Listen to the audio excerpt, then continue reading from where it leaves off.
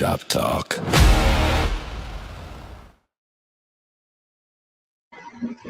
What is up, Raider Nation? Got with me Darkside OB, and this is myself, Donuts Duncan, and this is Raider Shop Talk. Thinking of trying out something new, doing some weekend videos, just talking about the Raiders, events that happen throughout the week, all that. So like recent news, we've obviously filled our coaching staff. Kubiak himself came out and said that we're going to be switching to a primary 3-4 defense as the base. I also mentioned that he likes Ashton Genty, which who doesn't? The guy's a beast. Monster. And yeah. And he's also mentioning that he likes our offensive line, at least at the tackle position. So that's some interesting news too. Don't know if that actually holds weight yet, because he was still saying he's going through the film, so nothing's final. And then we also had the NFL scouting combine. So got to see all these upcoming rookies perform. Some people shocked. Some people did what we expected. Some people a little lacking. We'll talk about some of that stuff. But Darkside, you have any comments you want to make on the somewhat recent news and the combine also? Yeah, so it was a good pulling up my notes. It was a good little, it was a good week. I guess they call it Radio Row at the NFL Combine. Got some good sound bites. Heard from Fernando Mendoza, heard from John Spatek, heard from Clint Kubiak. Got some, like I said, some good insight. It gets you a little more excited for the new regime, right? It gets you excited for the 2026 season, even though I feel like John Spatek is a really good GM because he's not giving out any like keys to what he plans on doing, right? It was something that was said, it was something that happened, and it was like nobody thought that was going to happen. So for example, this ain't what I was thinking about, but like the Clint Kubiak situation, he kept bringing in talking to random coaches, and then after he would talk to them, that coach would get picked up by the Miami Dolphins or the Arizona Cardinals, when at the end of the day, he wasn't really even targeting them. He was targeting Clint Kubiak, right? He was just wanting them to think that, you know what I'm saying? So I like the game that he's playing as a GM. I feel like he's doing everything the right way. He's saying all the right things. He's not giving away any answers to the test. He's holding everything close to him. He probably told Mark Davis, "Hey, don't talk to the media because you haven't heard from Mark Davis." I think last year or 2 years ago, whenever McDaniels was the head coach and Ziegler, I think that's his name, was the GM. We heard from Mark Davis at the combine. So we haven't heard from Mark Davis since the press conference, and he didn't even talk then, really, except for like little side notes. So I like John Spatek. I know I don't want to keep rambling, but I like John Spatek. Clint seems like he's a straightforward, let's just talk football. And I should have recorded it, but if you watched Clint Kubiak interview, somebody said a joke, and it hurt for him to smile because it was like that wasn't even funny. Like, we supposed to be talking about football. Yeah. Like, why are we in here laughing? Let's just get this over with so I can go back and finish my job. You know what I'm saying? So I like Kubiak. 100%. I think Kubiak is gonna be great. It may not be a great first year with him, but I definitely am filled with confidence for the future. 100%. And I don't know if you listen to Q Myers at all, but he's said it a few times. I think he's put it best, and it's Kubiak doesn't like talking when it comes to all this media stuff, but he loves talking ball. So anytime he gets an actual good football question, he kind of perks up. He can't help himself get excited about talking football, and I absolutely love that. Yeah. And then the other thing that I love that Kubiak brought up in his press conference, or it might have been an interview right after, but he mentioned how they need to teach players. He needs to bring in teachers Yeah. Guys that can teach our players how to play football their way. So that way they can set their culture, their tone, their system, how they need to play football. He And specifically said that about Dennison, the O-line coach. yeah. And Dennison's been around the NFL forever. And it's like some people don't like Dennison. I say I do because there's a reason why he stuck around the NFL for so long, and that's because he knows football. And having somebody like that taking charge of the offensive line gives me a lot of confidence compared to the Nepo baby we had in Brennan Carroll. That was absolute disaster. Yeah, And it really put in question how bad is our offensive line really to me. Because when our offensive line was that terrible, when they were already bad the previous year with another terrible offensive line coach, and then when we put somebody with experience halfway through the season, and then all of a sudden they got better because it seemed like they finally had instruction. Was it Joe Philbin, right? Yeah, Philbin. Yep. Yeah. And like it just really, it's hard to pass any true judgment on our offensive line players when they clearly have not had that instruction or that teacher at the offensive line coaching position. So, yeah. That being said, Kubiak did mention that he actually likes our offensive line. He doesn't think they're as far off as we believe it to be. I mean, obviously, watching them play, it's hard to agree with them. But again, based off the point that we haven't had any real good teachers and as the offensive line coach, it's quite possible we do have some solid guys, hidden gems. Yeah. So he also did specifically mention that he liked the offensive tackles. So to me, that's early showings that Glaze may be our right tackle going into the season. But do you think Glaze has the have the like the foot speed to be a tackle in a zone scheme though? Personally, I don't. I mean, because that's his weakness right now is his feet. Like he's got slow feet, and pass blocking wise, he gets beat by speed rushers.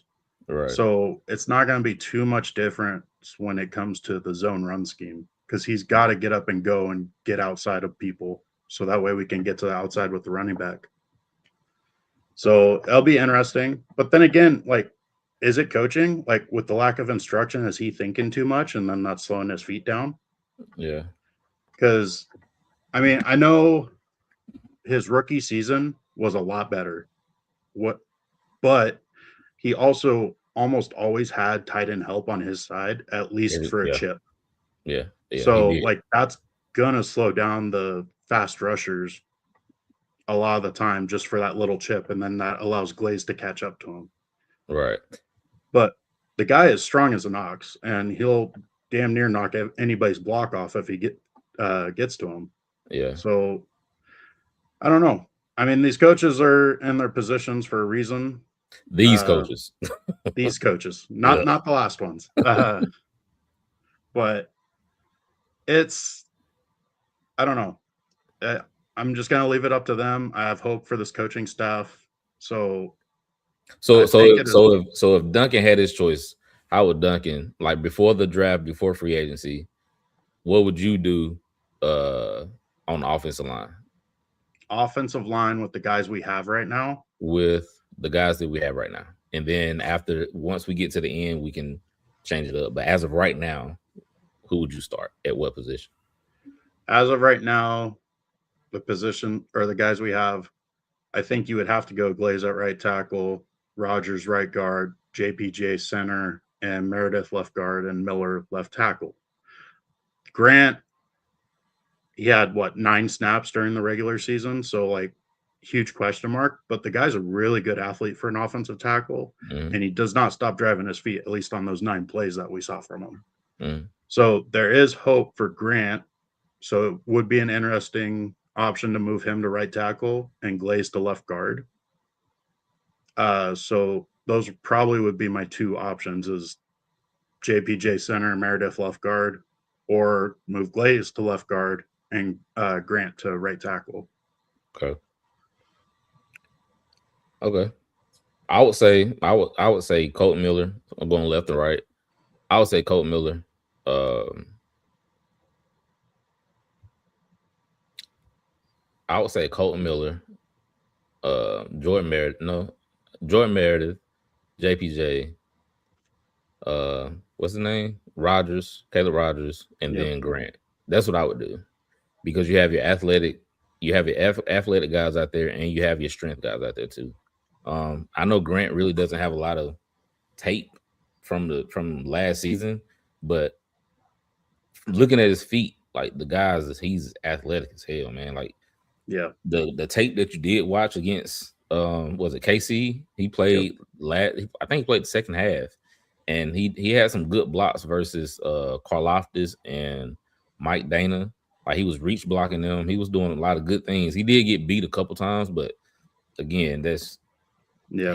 when you look at him compared to other guys on the O line, he just looks so much smaller than them. Like his frame is just smaller, but he has like a power forward build, not a center build.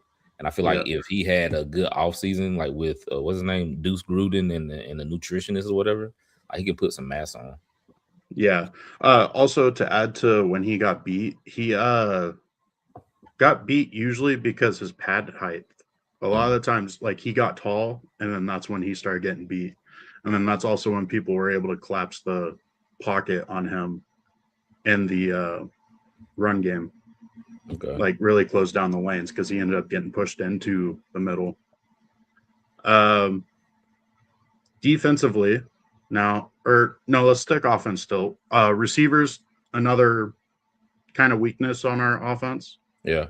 Because again, we don't really know what we have. Yeah. That's why it's a weakness. It's like we can't go into the season saying, "Oh, we're solid at receiver," because we don't know. We could have great receivers, and we have no idea. Yeah. I mean, obviously, I wouldn't actually say they're great because they probably would have made their way to the field if they were. But I'm just trying to say that we don't actually know. Right. I would say it's more of an unknown than a weakness. I like Trey Tucker. I feel like Trey Tucker he could produce. I feel like Trey Tucker could produce. I think Jack Besh is okay as like that big body guy. He's not as fast as I thought he was gonna be, like as quick as I thought he was gonna be. So yeah, but we mentioned this in the Discord. I feel like with you not knowing what you have,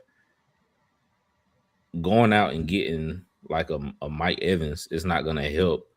It'll help. What's the boy name? Thornton. It'll help him. Like he'll know what to do. He'll see it how it's supposed to be done at practice and like how to get off releases and all that stuff. But would it really help him develop without having a game? Because Mike Evans is gonna want to come in and catch at least 70 balls, right? Trey Tucker, like what are you gonna give Trey Tucker at that point? And then Brock Bowers is still your main guy. And then are you gonna throw the ball to Ashton Jeanty out the backfield? Like it's only one ball. It can't go to everybody. So I feel like you got to go with what you have. Maybe draft somebody on day 2, maybe, and try to develop them. But I like what we have, and being that we have Kubiak, I feel like he can squeeze every ounce of whatever it is out of the receiving core. Yeah. You bringing up Kubiak, since we're talking about the receivers, his system demands a lot of blocking from the receivers. Yeah. And that is something as a receiver, Besh really, really does well. Yeah, he thrives on that. That's the biggest reason why he was drafted so high is because he's such a good blocker at that receiver position. So I think there's definitely going to be a more solidified role for Besh this year in Kubiak's system. Maybe playing more of that like Cooper Kupp role that they did this year. And then as for Tucker, I can see them having him move around a lot in the offense pre-snap, moving in different positions, kind of like similar how they did JSN.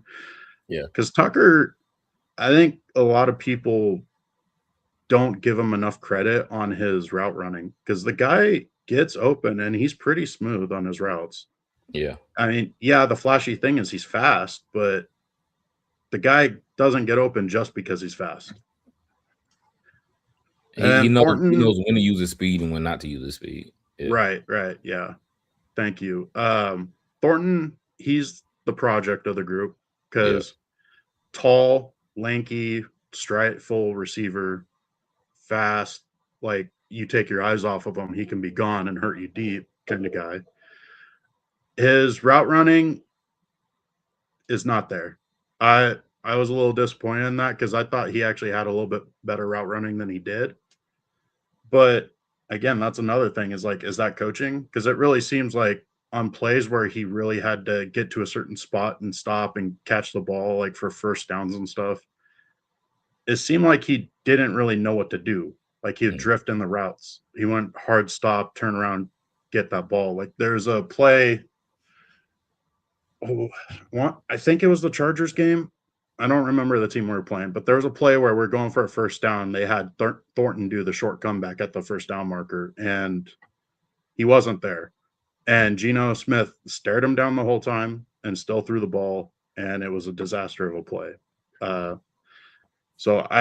It's possible it was a lack of coaching with Thornton. Like he just simply didn't know what his job was. So hopefully that gets cleaned up and maybe he starts shining a little bit more like he did in the preseason and training camp and stuff, where we started hearing all the stories about him. Yeah.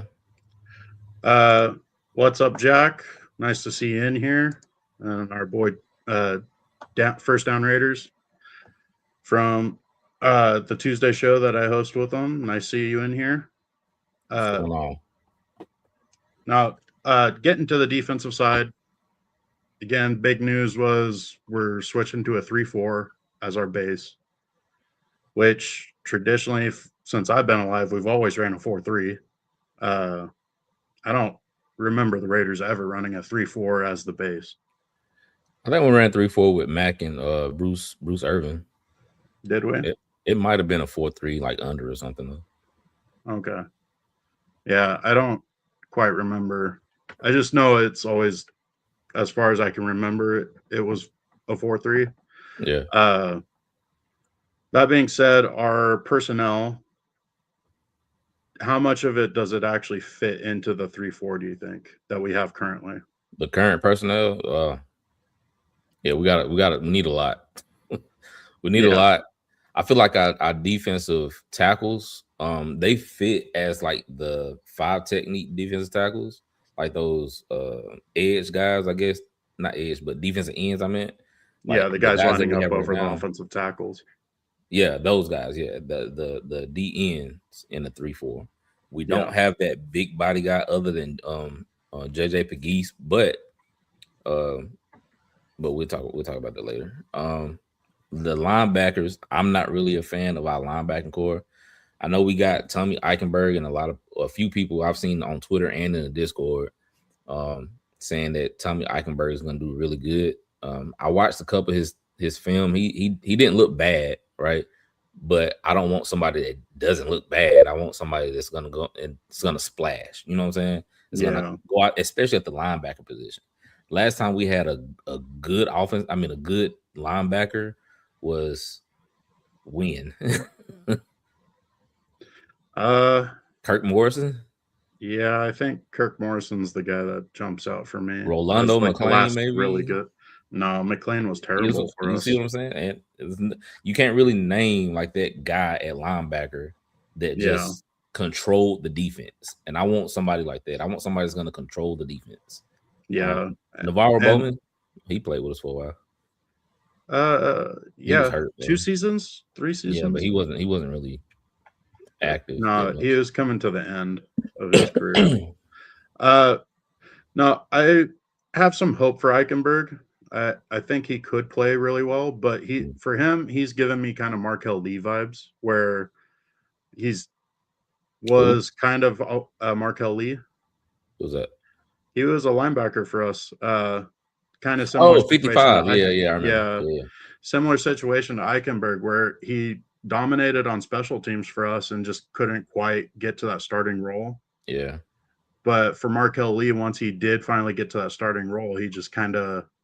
He was Hey, you there. pulled that name out the hat, boy. I ain't heard somebody saying him Lee in a minute. Yeah. Embarrassingly enough, I have his jersey. Oh yeah, that's very embarrassing. Yeah, I wouldn't tell nobody else.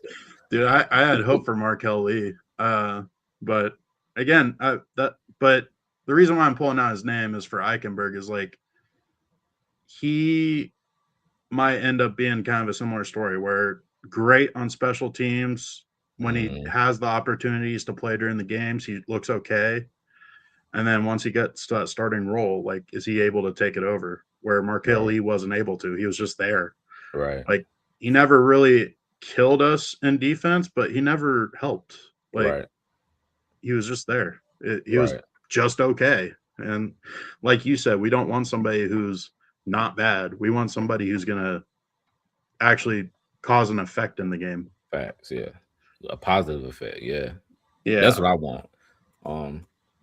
And then at the edge spots, obviously we got Max.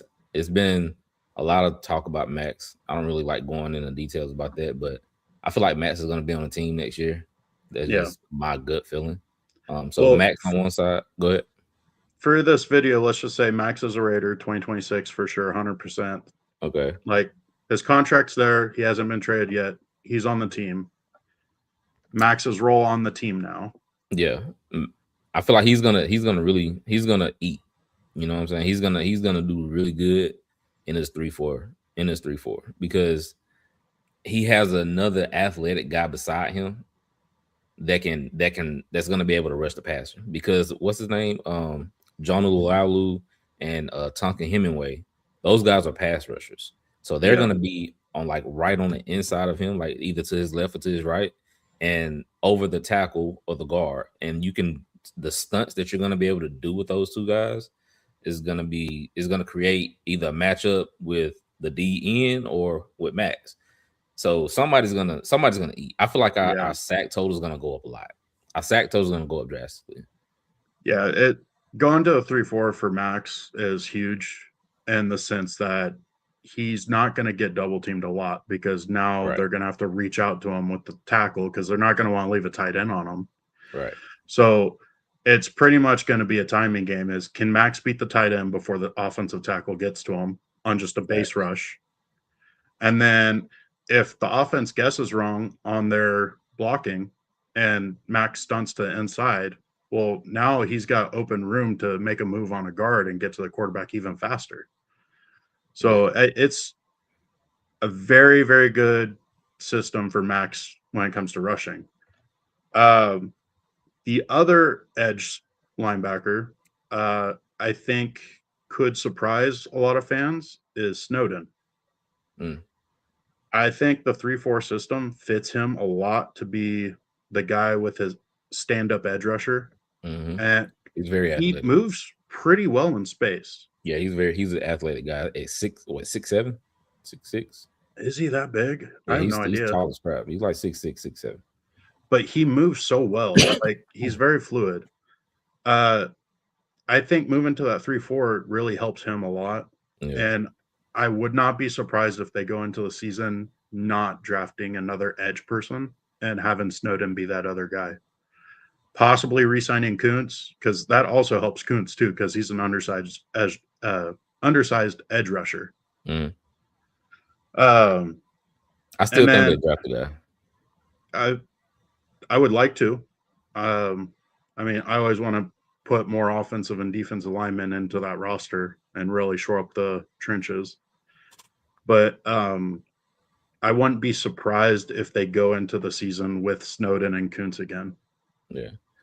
Another guy that's going to help is Tyree. Tyree gets it's a not a double-edged sword, but it's like it's a hot topic when it's going to come to Tyree, because if he gets traded, which I don't think he gets traded, but if he does get traded, it says a lot of what Rob Leonard thinks of him. Like if Rob Leonard goes to Kubiak and Spatek, like, I've been trying to get rid of this guy for however long since I didn't even want to draft this guy, and I've been working with him for 3 years now. He's not developing at all. Let's see what we can get for him. That's going to say a lot. I mean, we're not going to hear that part, but that's what, if they do trade him, that's what I'm going to automatically think. Like, Rob Leonard doesn't think this guy is worth anything, right? But if he stays on the team, if you don't hear any kind of trade rumors about him, then him being again on that defensive end spot, I feel like that's gonna benefit him too, because now he doesn't have to worry about setting the edge. He doesn't have to worry about going against a tackle. Now you got to worry about going against a less athletic guard, right? Against versus some teams, not all teams. And I feel like that's what he does best. Like he's gonna plug his spot in the run. He can probably win a little better. He's tall at 6'6", so he's gonna utilize his bull rush a little bit more, right? And his get in the pass lanes and stuff like that. So yeah, I feel like he's gonna do good. I do agree. I think the 3-4 helps him a lot more too, being in that 5 technique. Yeah. I could see him possibly being the same side as Crosby too. Yeah, having them comboing. That'd be they showed it a little bit in this off season or this last season. They showed the 3-4 a little bit where they'd have Max line up, hand off the ground, and Tyree on the same side, and they tried doing a bunch of different combos that way. It was a little weird. I just think they weren't used to it yet. Yeah. So having a full off season actually dedicated into going into it, like it might look a lot different. DT Raiders 64. The 3-4 defense was a staple for the Raiders during their 1970 and 80 seasons. So throughout the 70s and 80s. Yeah, they had a lot of talented linebackers and edge guys during those times. That's when I had Matt Millen and all that. Yeah, I think Millen, Howie Long, who is his opposite edge partner. Guy should be in the Hall of Fame. I can't remember his name right now, but no, they had a lot of greats, and that 3-4 system fit their personnel really well. Yeah. And it might fit the pieces that we have right now. I mean, now that we're talking about it, like I'm feeling a little bit more confident on it. The biggest thing for us, though, is that nose tackle position and linebackers. Yeah. We don't have linebacker depth at all. We don't have linebacker starters right now other than Eichenberg if you want to go into the season with him as the starter. Yeah. So, like, that big, tough take on double teams because he's pulling on the lineman, nose tackle, to free up our linebackers to do what they want to do. Yeah. And then a true kind of can do everything linebacker in that middle. I mean, we'll get into the linebackers more because I know this draft's loaded with linebacker talent. Nose tackle, to me, it seems like there's 2 like legit guys, and then I don't really know who else after those 2. You talking about free agency? I was talking kind of more of the draft. Free agency, okay. I don't know. I haven't actually looked that much into free agency ever since it was announced that we were going to a 3-4. Okay. But we can talk about that more. Safety-wise, definitely need a true free safety. Right now we have 2 strong safeties, and one of them is more of like a hybrid linebacker. Yeah, I wouldn't. Yeah, he's a hybrid linebacker. He's a big nickel. That's what he is. Yeah, sub package linebacker. That's what I call him. Yeah. If you use, because you're talking about Jeremy Chinn, right? Yep, Chinn. If you use Jeremy Chinn as that like how the Chargers use Derwin James, like that's his role. He don't need to be 15, 20 yards off the ball. He needs to be within 5 yards of the line of scrimmage at all times, causing havoc, run fits, playing the hook curl or the flats. Like he doesn't need to do anything other than that. He's 6'4", 225, 30 pounds. Like, come on. Yeah. And he plays like it too. Like he plays big. He definitely causes fits in the run game too, because last year he was coming up and hitting people. Yeah. Polamalu, he is not a free safety. Unfortunately, the way our roster was last year, he got forced into that position. Played okay, but there were times where he was a detriment and the communication wasn't there with the corners, especially in that cover 3 garbage. I hate yeah. But no, Polamalu is a decent strong safety. So we got him for, I think, under contract for this year still, and then he's possible free agent if they don't re-sign him. Which I don't expect them to give him any contract until the offseason, depending on how he performs. Yeah, he's not getting anything until next offseason if he deserves it. Yeah. Cornerback, another position that we're drastically in need of help of, because I think right now we only have 3 guys signed, and it actually might be 2, because I think Caillou Blue Kelly is actually a restricted free agent. So we have all rights to his contract. So we have to choose to pick him up or not. Now we got 3. We got Darian Porter, DCAM, and that Chigwong. He got an African name. So yeah. Okay, so yeah, we got 3. But that being said, those 3, you're not jumping for joy that those are our 3. No, Porter, I like a lot. I think Porter showed a lot of great things last year, and obviously showed he was a rookie too, because he made some rookie mistakes. But to me personally, it seemed like every game he started, he would start kind of slow, and as it went on, he was getting better and better and better. Where second half, it seemed like he was pretty much a lockdown. Yeah. So yeah, Porter, I have high hopes for Porter. And then Raider fans obviously want to talk about Stokes, seeing as he's a free agent. He's a cover 3 corner, flat out. Like, that's what he excels at, and that's all he excels at. Yeah. That being said, he played well for us last year, so I wouldn't be mad if we re-signed him. Yeah. I would be more disappointed if he was a top 2 corner for us. Facts. We need to get talent above him. Like, he should be the baseline. Like, if he's on our roster, we need to sign at least 2 more people that are better than him. Whether we draft 1 and get a free agent or get 2 free agents, whatever it is, I don't want him to be the primary or second starter. Right.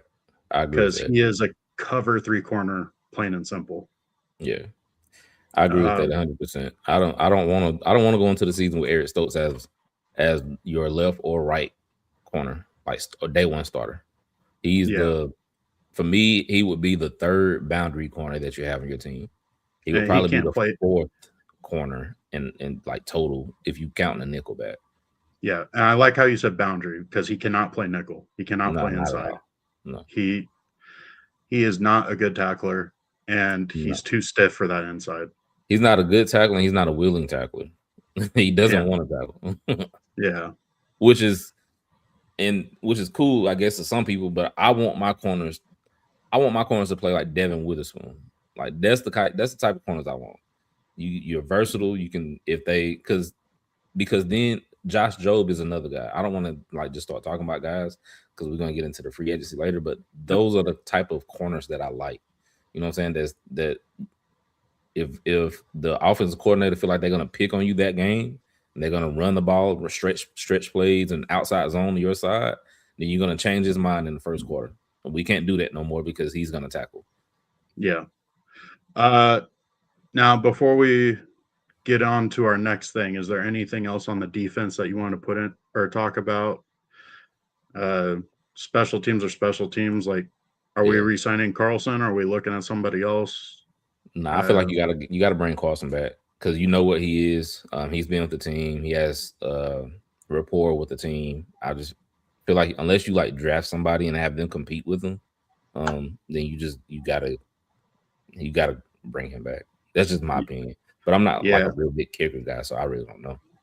Yeah, I personally would try to re-sign him and then maybe bring in some competition for him. Yeah. But I mean, the guy's been solid. The past 2 seasons have been a little bit more rough for him, but also we just had a season where our special teams coach got fired because of how bad the special teams overall was. Right. So like how much of that goes into Carlson's head when he's kicking? Yeah. So I don't know. I do know. I would sign Carlson back. Yeah, at least to a single year minimum, but he needs to come back for 2026. Yeah. But it makes you think though, like they didn't re-sign him last year. Why did they not re-sign him this past offseason? Because kickers don't cost what $2-3 million a year. Yeah. Well, it kind of depends on the tier of kicker you are. So like you can cost upwards of $6 million. but he's not going to demand that much because No. his inconsistencies. So he's probably going to be maybe 2.5, 3.5 mil. Right. Yeah. So it just makes you think. But yeah, I would resign him. Yeah. It's another hole that you ain't got to worry about filling. Yeah. Anything else on the defense or offense that you wanted to talk about? Offensively, I feel like we need another running back. Definitely need another running back because when I say this, I know Kubiak said it and it kind of went viral, but I was already thinking it. You don't want Genty to be your sole guy. This is not the 90s, right? This is not the 90s. This is 2026. You know what I'm saying? So he's still gonna be your primary guy, but during those late October, November months, you want somebody that's gonna take the load, take the hits from him. You know what I'm saying? Especially if, you know what I'm saying, he gets banged up, he like tweaks an ankle or something. Hope he don't, but you want somebody that's reliable, that's gonna come in and you can depend on. Not saying that Genty's not gonna again be the workhorse, be the main guy. He would still be the 60% guy. Then you just get two other guys that carries the 40%, whether that's Trey Tucker on speed sweeps or jet sweeps or whatever you want to call it, and then you get another guy in free agency and the draft. But you need another running back that you can depend on. Yeah, I completely agree with that. And from the sounds of Kubiak, because at the end of what he was talking about when it came to spelling Genty is, it's probably going to be more than one guy that's going to spell him. So they may have a few role players behind them. And I agree with that 100%. That is great coaching. That's great team building. That's great coaching. I don't disagree with it at all. Then another thing on the injury side of it is, like, let's say Genty has to sit out a game or two or a few, just for whatever freak accident, if it happens. Right. I don't want to speak it into existence, but we don't want our entire offense to fall apart because we were solely relying on Genty. Facts. You don't want to have to rely on what's that Zamir White to come in for 2 games. He's not good, right? Like who's our special teamer running back? Dylan Lawby. Yeah, the guy who every time he touches the football from the running back position fumbles. So definitely need to get some help there. Yeah. Could easily be free agency because there's a lot of interesting names in that. Could be the draft because there's a few horses in this draft that may be late day 2 or day 3 picks. Yeah, it's a lot. Yeah, you can get some good running backs on day 3. One more thing I'm gonna touch on before you move on is tight end. I know we got Brock and Michael Mayer. I think we have 4 guys. What Carter Runyon and another. There's another guy. There's another guy, but and again we're gonna talk. I'm foreshadowing here, but I mean I'm getting ahead of myself. But I feel like we need another utility type guy. Yeah, I don't think Michael Mayer can be that guy. Just my opinion. I just feel like you need another guy that's like super duper athletic that can be a tight end and a fullback type. Yeah, I mean Bowers did that, but in college, but you don't want him as your star going into the backfield as a fullback type because that's just asking for him to get a concussion or something like that. Right. And we seen last year when he's not 100%, it's really big hit because he's that special of a talent. Right. It messes up the whole team, not just the offense, but the whole team. Yeah. And Mayer, I think, is a great tight end, but he's a traditional tight end. He's the guy who's true hybrid of that blocking tight end / can go out and catch, kind of like a Witten. Right. Not saying he's a Witten yet, just that's the kind of style he plays. So got draft stuff, or we could throw on our GM hats. Which would you prefer to talk or combine? Sorry. Yeah, we talked about. All right. So is there any positions that you wanted to focus on first? Let's look at the running back. Running backs. Okay. So running backs, got all the different events. We got the 40-yard dash up and their times. So Mike Washington, holy cow. You remember after the Senior Bowl, I told y'all when it was me, you, and Downs. Yeah. Who I said was my favorite guy at the Senior Bowl. Mike Washington. Mike Washington is he's a football player, man. He's fast, but he's a great. I ain't gonna say great running back. He's a really good running back. He's a really good running back. He's a monster because he's big too. Yeah. And he's got some weight on him. If you click on his name, it'll show you like his measurables. Okay. Yeah. Oh, there we go. Yeah. So he's 6'1" running back, 223 pounds. So he's got some good size on him. Yeah. And that's what you want. That's what you want spelling Jeanty. You don't want somebody that's on the smaller side. You want somebody that's like on the bigger and that has some explosiveness too. Right. Yeah. So you want somebody that's like 6'1" with 220 pounds on him. Yeah. So it shows his whole. So he did 40-yard dash, which comes with a 10-yard split, right? Because that's where they get that from, is that first 10 yards in the 40. Correct. Vertical jump and broad jump for your explosiveness. And that guy's a monster. Yeah. But, so that 1-5-10, that 1-5-10-yard split. Yeah. That is borderline elite. I ain't gonna say elite. That is like top tier as far as like your 10-yard split. That lets you know how explosive you are, right? And you can correlate that with the vertical jump. If you're getting close to a 40, your 10-yard split should be on the lower side. So, for example, running backs, you want them to be between skill players, you want that to be between 1.5 and 1.6. If you're getting over 1.6, that means you have really slow feet. If you sub 1.5, then that's when you're like elite. You know what I'm saying? You got like some of the best bursts out there. You know what I'm saying? So, yeah. Just something to think about. I mean, Jeremiah Love is obviously the top running back prospect on this draft. He's really smooth runner in my opinion. And click on Love and let's see what his split is. Right. Oh, that's crazy. I would expect that to be a little lower. 5'5". But that's still good though. That's still really, really, really good. Yeah. Well, he's more of a one-cut running back now. Yeah. So he would be a good running back for the zone run scheme. Oh, 100%. We're not looking at him. The guy's a first-round pick. He's a top 10 pick, top 5 pick, to be honest. Yeah. So if we're looking at the split, then we can look at it this way. So we got Jam Miller. Top 1 then. Wow. Yeah. Yeah, your boy Mike Washington's up there in the elite category for this year's draft. That guy right there, that hiking something, the guy from Navy, Heidenreich. He doesn't look that fast to me. I don't know how he ran it. He doesn't look that fast to me. Let's when I click watch on his him. tape, Ran a 4.4. he didn't look like 4.4 when I watched him play though. He looked more 4. I mean, again, this is like a 10th of a second, but he looks more 4.5, high 4.5s.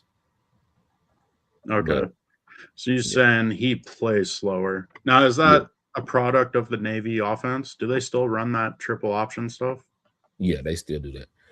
So is that a product of that system? I don't know. I don't know. When it comes to the 40, I don't really put too much weight into the 40. Like, you got to run good, obviously. But if you look slow on film and then you run fast at the 40, that just means you had a really good trainer. Letting you know how to get out, how to hold your hands, like stuff like that. That just lets me know that. Well, can that also let you know that he can be trained to be better?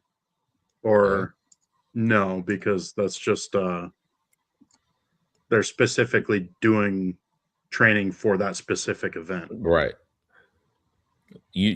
So I put it in Discord too. You can learn how to cheat the start. So you can't roll into it because that guy that watches, he really watches it like a hawk. But once you can cheat it a little bit. You know what I'm saying? If you watch Brendan Thompson, he cheated his second time. If you watch him compared to everybody else, I'm not saying the guy's not fast. He's fast as hell. But if you watch his second run, he cheated he cheated the run. And I can't pull it up, but I'll show you what I was talking about. But that's what I mean. He cheated his run. Heidenreich? No, Brandon Thompson, the guy that ran the Oh. 4.27 or something like that, 4.26. Is he a But receiver? he's a receiver, right? You go to the 40s. Dash Brandon Thompson 4.26. And then I gotta turn the volume off. Okay, there you go. Is that the first one or the second one? This is the first one, Okay. I believe. Or no, this is his 4.26 run. So, all right. So let me show you what I'm talking about. Started over. Okay. All right. Let's sit right there. Pause. No, keep going. Okay. All right, pause. Right there, stop. All right, so now he just put his hand up. It's up to that guy that's bent over right there. Oh, I can't remember his name, but it's up to that guy that's bent over with the gray shirt on. If he's gonna blow that whistle, because he has to hold that hand up for at least a count, like for at least a breath. He has to hold that hand up, and you can't lean, right? Because when you're running a 40, I feel like I'm talking in circles, but when you getting ready for the 40, you put your hand in the dirt, you pull that hand back, the other hand back, and you want to get as much momentum going as possible. Because when you stop and pause, then you're getting your real true time. But if you doing everything in one motion, you're getting that momentum built. I know it doesn't sound like a lot, but it really does cut a good 0.3, 0.4, and if you're really good, 0.5 seconds off. Okay. Yeah. So that's some interesting news that information that I didn't know. Yeah. I'm not a runner. I'm a big fat guy. I've always hated running. So I only know this because when I had to do it when I was in college, they told us all this stuff. Okay. So was there running backs? Was there anything else that you wanted to see on the running backs? Like, nah, I will say, like I said, Mike Washington, he looked good. When I watched the drills, Mike Washington looked smooth. Scroll down, it was somebody else that looked smooth. Jadarian Price looked smooth. Emmett Johnson did not look smooth to me. Robert Henry, that guy from Texas San Antonio, he didn't look like a NFL running back to me. Now he might go to a great system and he might ball out and make me look stupid, but in those drills, he looked like his feet were stuck in mud, in my opinion. Okay, that's kind of surprising because I've been hearing Robert Henry's name a little bit, but yeah. I mean, he did go to a small school, so yeah, it could be coaching. Yeah. Now let's go to, because us as Raider fans, we really want O linemen and D linemen and linebackers now that we're going to a 3-4. So I don't know if the O lineman stuff is up yet. Okay, they are. So you got offensive lineman Logan Jones flying with that 4.9. Yeah, I like Logan Jones. Yeah, that whole Iowa O line, the 4 guys that are coming into the draft, they're just solid across the board. Janice Duncan looked like the best. My bad. Janice Duncan looked like the best O lineman out there, though. He just looks smooth. You can tell. Like my son played baseball, and you can just tell who has it and who doesn't. He looks like the guy that has it, and everybody else is just out there with him. Yeah. And running a 5.18. I mean, the 40 time doesn't really matter. Yeah, I don't really care about his 40. Probably vertical. Nah, go That's to explosiveness. No, go to look and see who did a 3-cone and a short shuttle. 3-cone. Yeah. Oh yeah. Fano. That guy can move. He definitely looks like a zone blocking tackle for sure. And he plays right tackle, so yeah. But he's also going to be top 10 pick probably. Well, they saying he's going to drop now because he's small and he got short arms. Really? Yeah. Well, I mean, maybe that's a name for us to look out for then. But also, that's outside the first round though. That's what they just talking about. I hate when people like change all their narratives just because of the combine.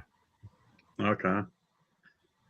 Kalen Rutledge, I know he's been a name that we've been talking about on the Discord. So on these 3-cone drills, what would you say is like a good time, great time, bad time? Is that 3-cone or short shuttle? This is 3-cone. 3-cone O lineman. I would say 7.5-ish. 7.5-ish is good. Okay. 7.5.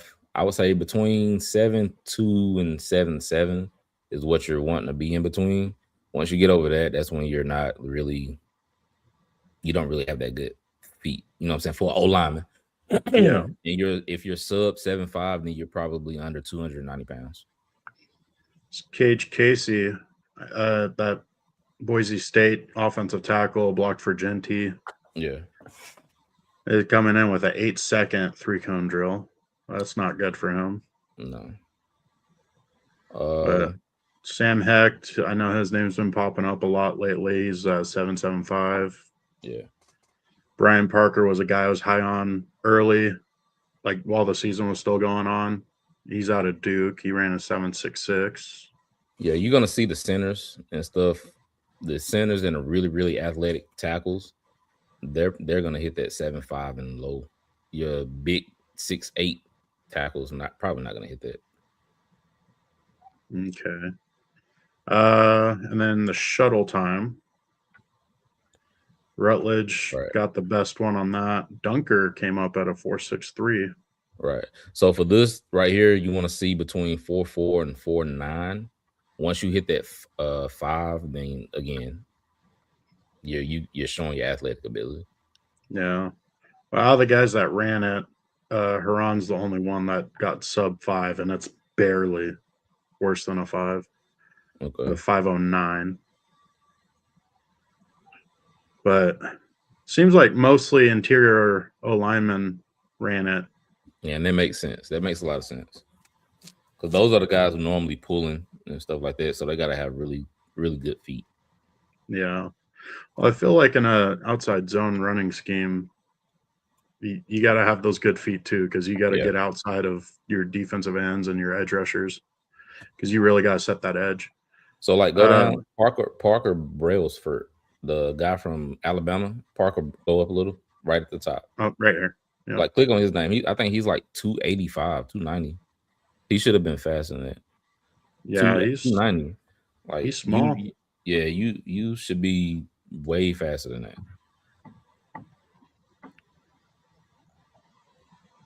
You should have been at the top of everything when it comes to the footwork drills. And Sam Hecht is 300. He's 6'4".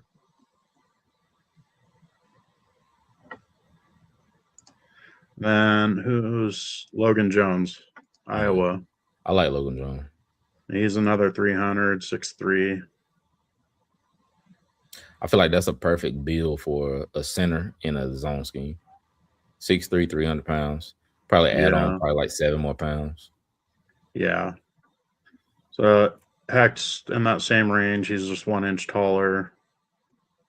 Is there any other centers that you'd be interested in? Nah, I like Logan Jones. I like Sam Hecht. Another guy that I like is Matt Gorbin. I don't think he was there today. He played for Michigan State. Michigan or Michigan State. He was at center. He's pretty solid. Okay. But yeah, Dunker was the guy that you said looked the smoothest out of everybody. Yeah, he just looks different. And he was at the Senior Bowl too, right? Yep. Dominant. He looked different there too. Yeah. 6'5", 320, 33.5-inch arms. For offensive tackles, what's a good arm length? Oh, 33, right? Yeah. His was 33.5, yeah. Yeah. So I think 33 is like that baseline that you want to hit. You get below that and you got to have like super duper great feet. Like him. He's under 33, so his footwork has to be impeccable. He got real small hands too. A lot of people don't look at the hand size for the offensive lineman and defensive lineman, but you want to have really big hands so you can grab. Okay. Let's move on to the defensive tackles. So we're still on the shuttles. Caleb Proctor, Southeastern Louisiana, small school. I've been hearing his name pop up a bit. Yeah, I heard Sneaky that. day 3 guy that may come out of nowhere. Yeah. 290, so smaller size, so he'd probably be more of a 5 technique guy, Yeah. right? Yeah. Too light in the pants for a nose tackle. Unless he's just strong as hell. Yeah. And also he could bulk up because he is at a small school, so it's possible that he wasn't able to bulk up as much as he needed to. Right. So, I mean, that diet stuff all goes to a completely different level once they get to the NFL. Yeah. So my guy is Grayson Houghton right there, Oklahoma. Yep. I know he went to Oklahoma, so this is gonna be kind of weird that I'm comparing him to Jerry McCoy, but he reminds me of Jerry McCoy. Really? That's high praise. It is. But if you watch his tape, like, this dude is really good. He is really good. He has the potential to be, especially in a 3-4 on the opposite, not the opposite side, but like right beside Max. I feel like he's a better version of Jonah Lualu. And I think he went to Oklahoma too, didn't he? Jonah? I think he did. I think he did, yeah. Yeah. So I feel like he's a better version of Jonah Lualu. Okay. So, I mean, yeah, that's an interesting name. Do you happen to know where it's looking like he's going? Yeah. I don't know. I was saying day 3, and then now everybody's talking about him, so they're saying day 2. So, I mean, I don't know. Maybe a late 3rd round pick. Yeah.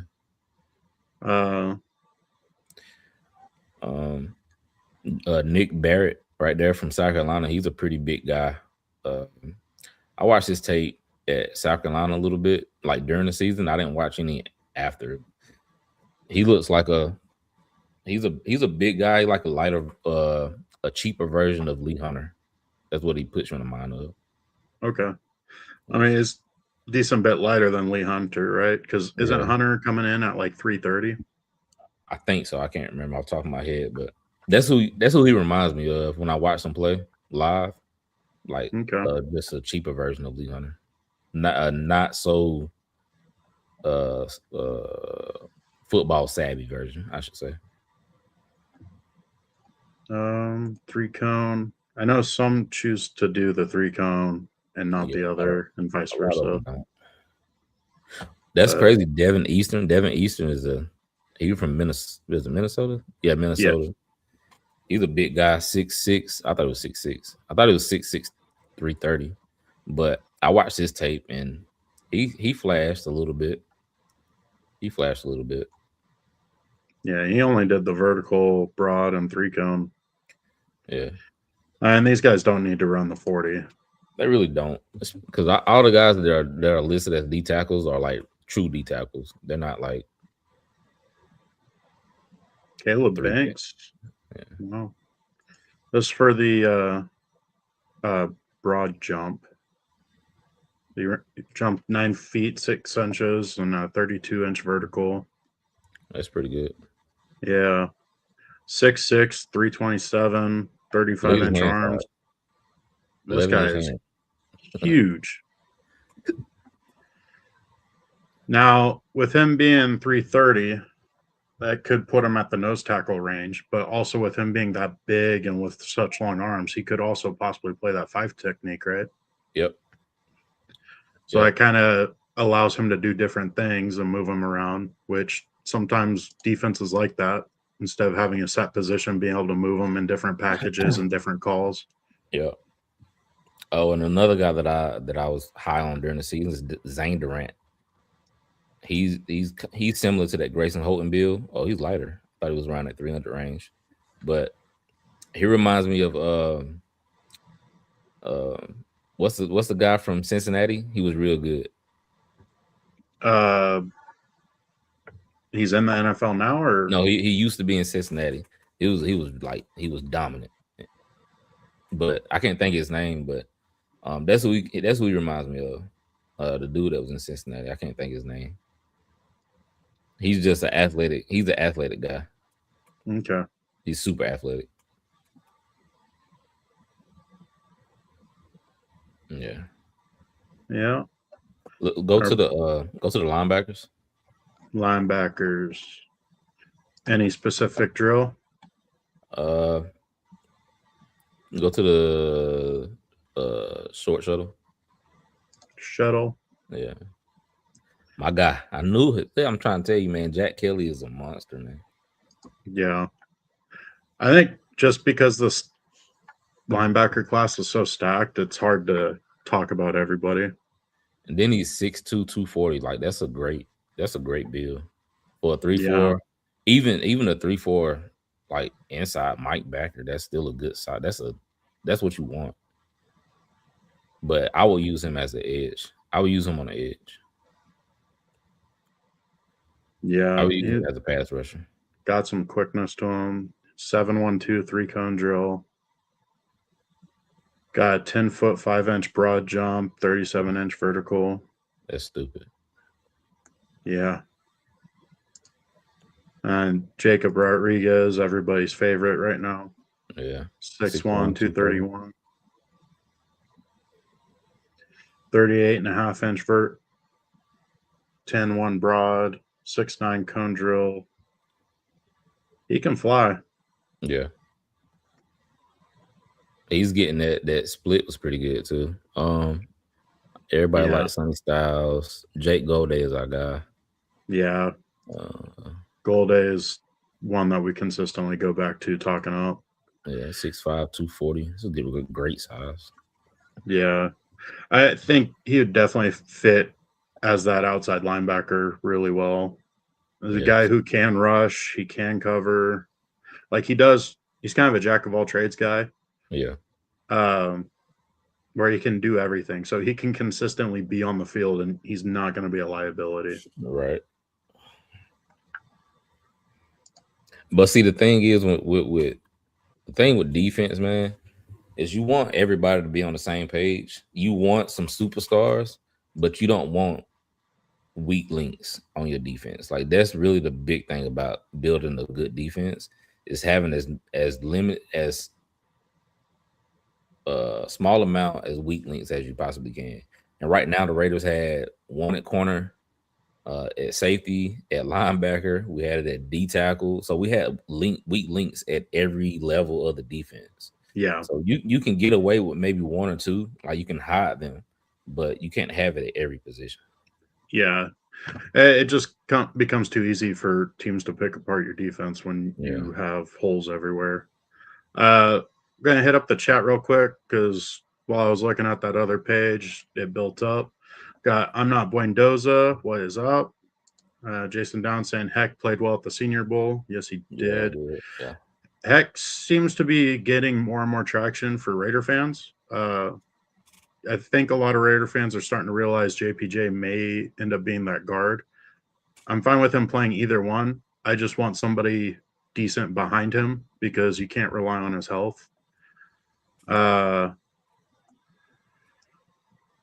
And Jason and Bueno going back and forth in the chat. I'm going to leave it there. But getting back to these linebackers, I mean, Sonny Styles, you got to give him his flowers for this whole combine because he stole the show. Gosh dang, dude. Like, what a freak athlete. 6'5", 244, ran a 4.46 with a 1.56 split. And, like, I think his vertical jump was even more impressive. That guy got air for such a huge dude. Yeah. Like, that is insane. But you can tell he's a DB that turned into a linebacker. Yeah. You can his numbers are DB numbers, but at 6'5", 240 to keep that athleticism is crazy. Yeah. Well, and then he also has a brother who plays safety, which I just found out about this week. Yeah.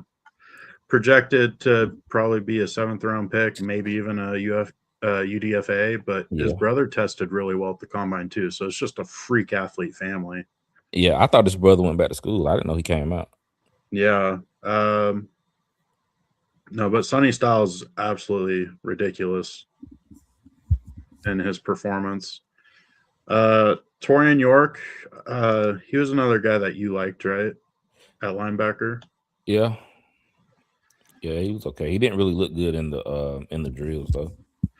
He only did 3. He had 25 reps on the bench, which is pretty good for linebackers. Yeah, it's really he got short arms though. Oh, That's what yeah. it is. When Not I a say lot of oxygen. when I say drills, I mean like the on-field drills, not the time stuff. Oh, okay. My Yeah, so bad. like them doing position drills. That's what I was talking about. Yeah. Kyle Lewis. He looked like a safety with the linebackers when I was watching him. Did he? He's just flying. Yeah, he just looked like a different athlete compared to everybody else. Yeah. And he's only 6 foot 220. So definitely a little bit smaller. But I mean, that's not always bad in today's NFL, because today's NFL, the linebackers have to fly around. Yeah. It's not like the old school. You need to have Right. big linebackers to really take on those offensive linemen and shed those blocks. Right. They got to be able to do a little of everything nowadays. Yeah. Any other position groups? Nah, because really the linebackers had the edge guys too.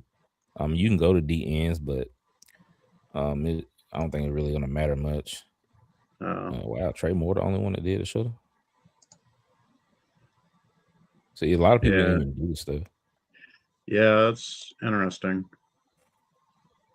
Arbel Reese. Yeah, he had a great performance too. Yeah. 6'4", 240. Oh, he only did the 40-yard dash. Yeah, he didn't do nothing else.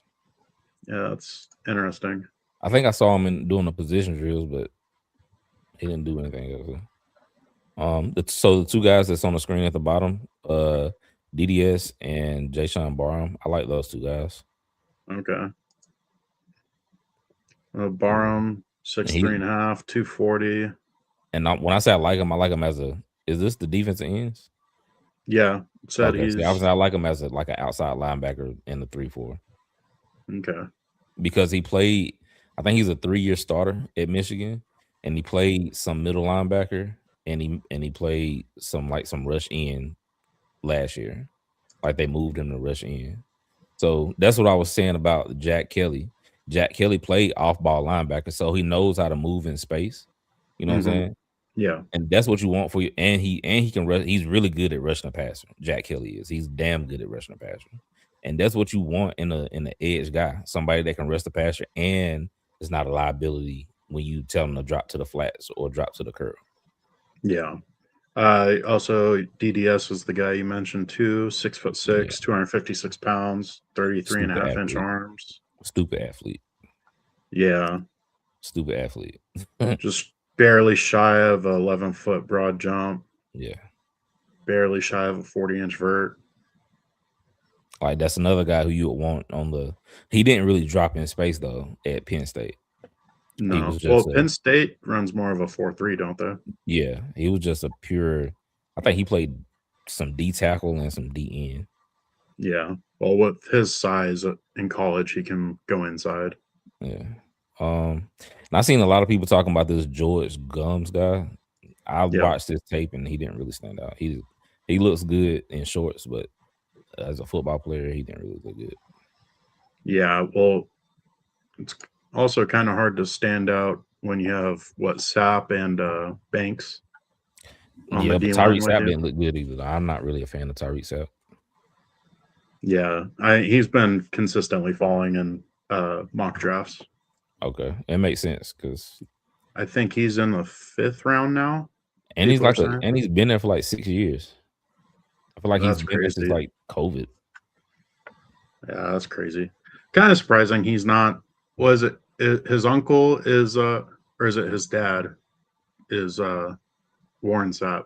I think it's his uncle. Okay, it's kind of crazy that he didn't go to Colorado with him. Yeah. I think because I'm a Miami fan, so I think the only reason why his name stuck out is because he was supposed to go to Miami, and then he ended up choosing Florida, which is like a big no-no. Yeah.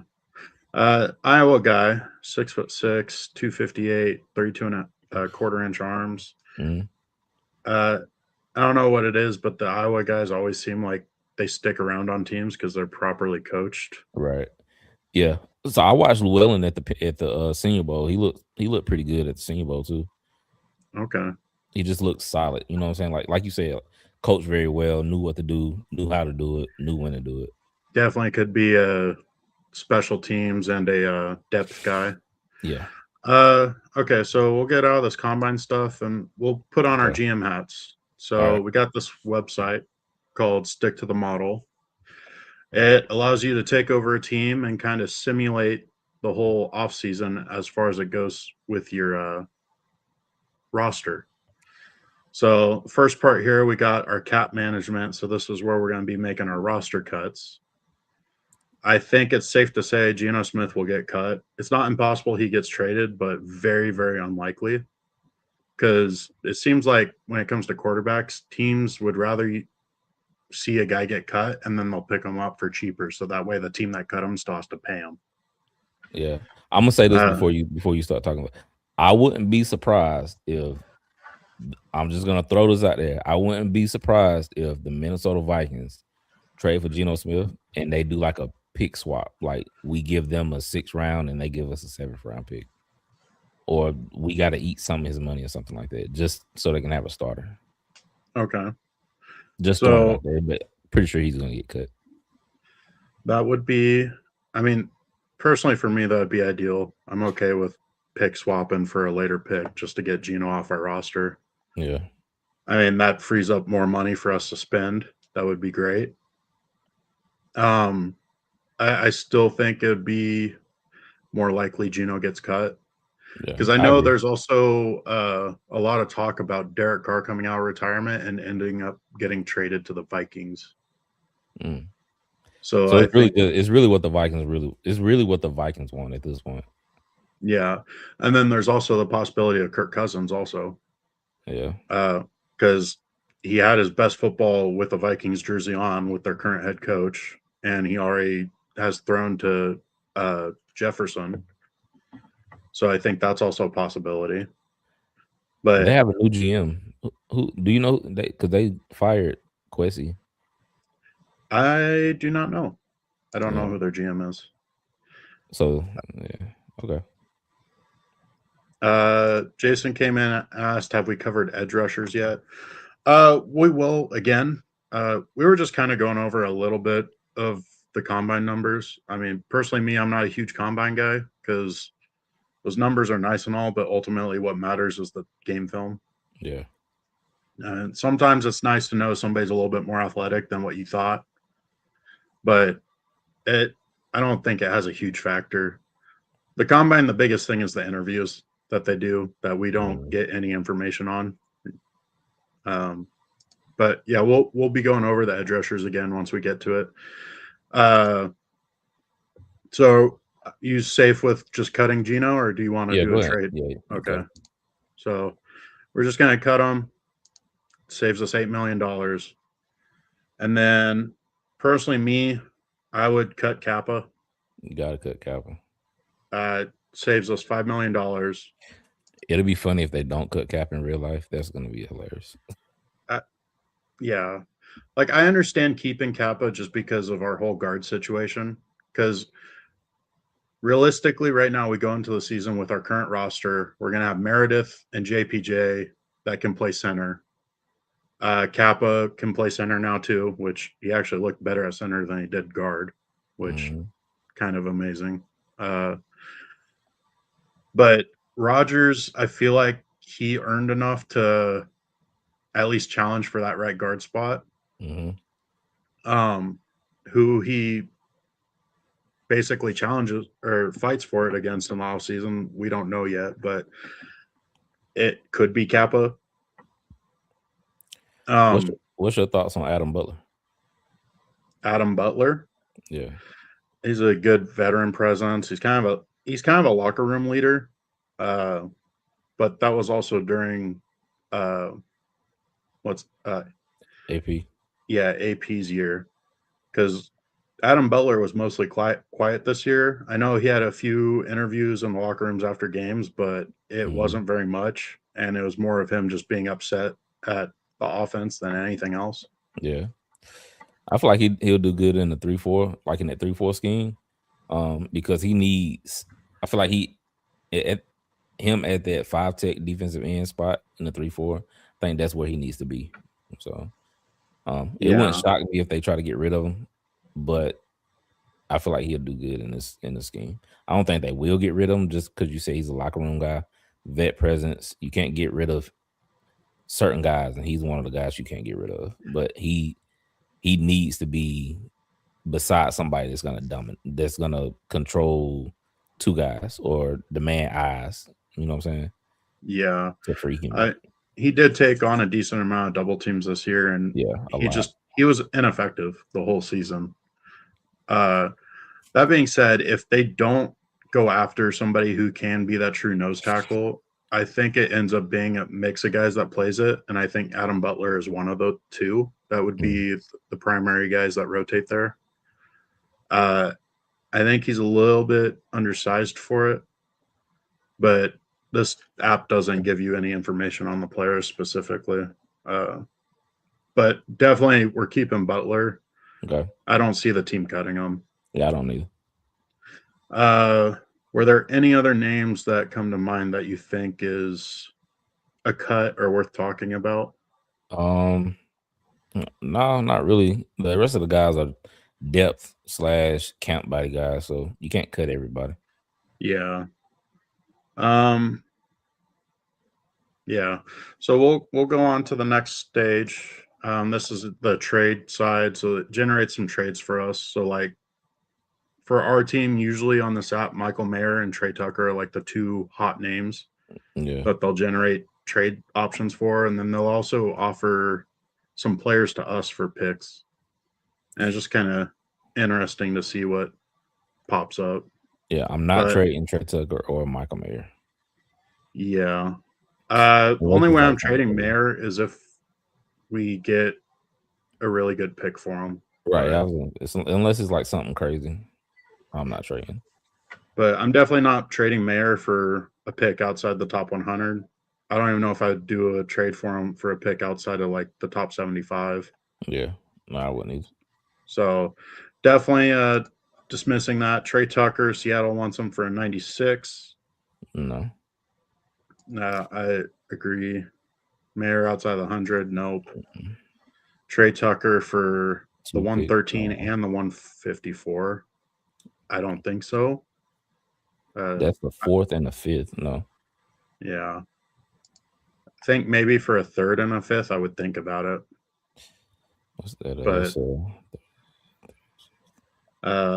3rd. That's the back end of the 3rd. Yeah. So no.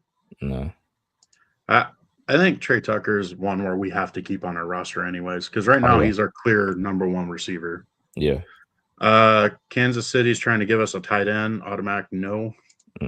Because Noah Gray doesn't fill that utility role that you talked about earlier. No, you don't.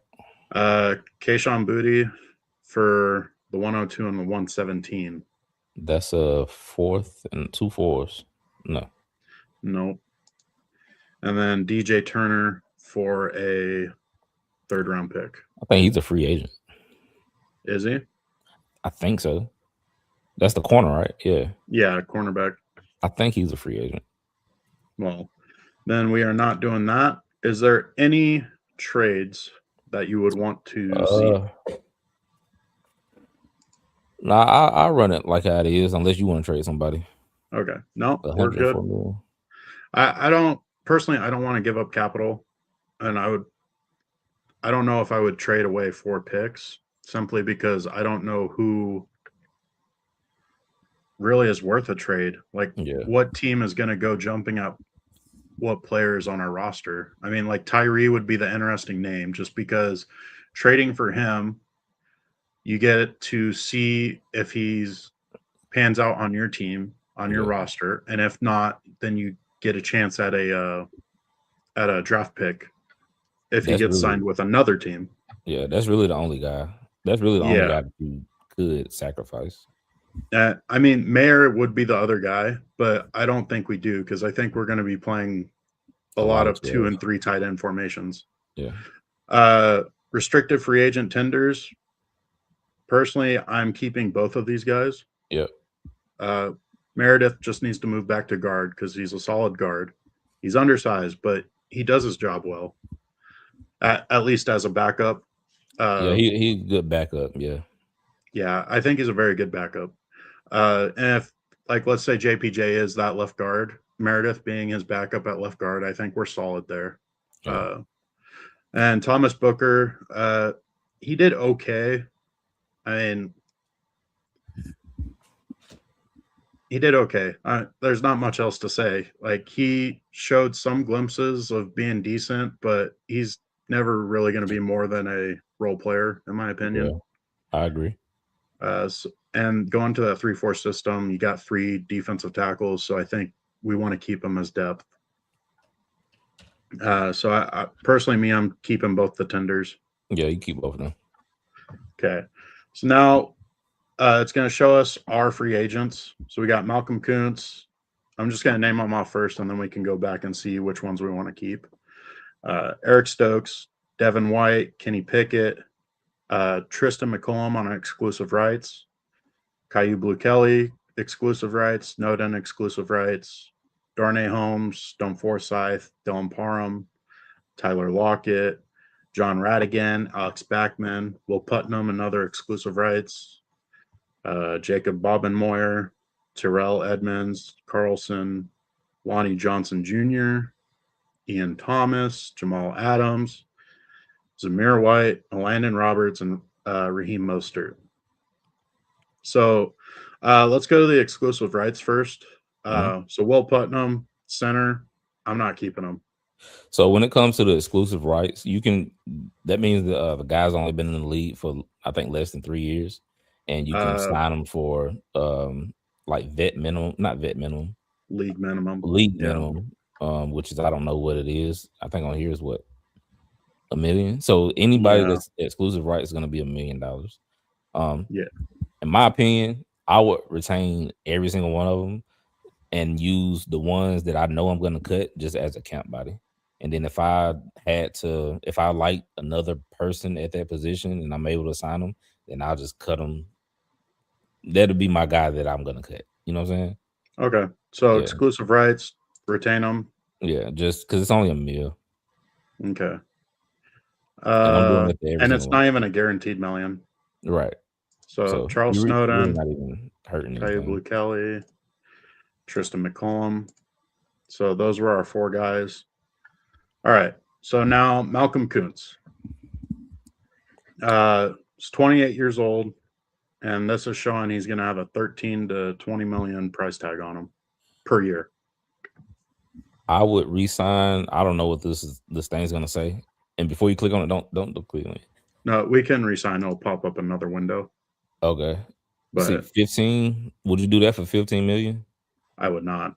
Right. Yeah, I wouldn't do that for 15 million. Me personally, I'm looking at the 10 to 12 range. Right. Which this app isn't going to allow it. And I would give him a 2-year max, like on years. Right. Yeah. But like offer rejected. I can't see giving Malcolm Kuntz $15 million. No, not after last year's performance. Yeah. But like you said at the beginning of the show, I do think he'll do really good in the 3-4 scheme. I feel like he'll do really good. And I don't think he's gonna demand, okay, give me 15 million. You know what I'm saying? I think he is going to be around that 10 million range. Yeah. Especially after his performance last year. That being said, he's going to be shortchanged a little bit because of performance. But as far as the team side of it goes, that's a great deal for us because the second year after his ACL surgery is really when players really come back to full strength. Yeah. So, I mean, Kuntz could argue that he deserves more because it is his second year after the surgery. But I don't see him getting over 13 mil at all. We could force it, or we could just trust the app. What do you want to do? I'll force it. Force it. Force it. Yeah. You can force it. Yeah, so I can make offer and then I could force the 11-4. Yeah. Got his family hostage. You're gonna take this for me. Yeah. So Eric Stokes. I know the hot topic when it comes to you and me when it comes to our cornerbacks. What's a good see, now I'm at 82 mil. I'm at 82 million. I really don't have any experience at corner. Like real good experience at corner. So you would have to get free agents. I mean, you can bring them back. But again, I would still go in thinking, okay, I need to really hit. I really need to hit a free agency.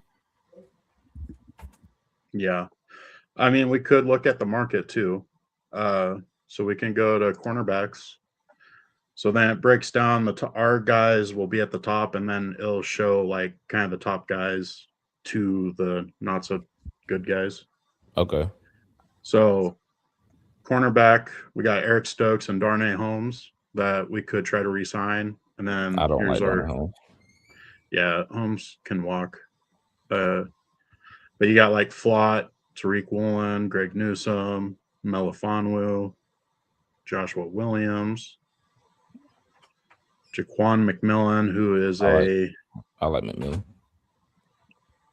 So I think I don't know what the ROFR stands for, but I believe that's the one where we can offer them, but the Broncos get the opportunity to offer the same deal to them, and then the player gets to choose if they right of first refusal.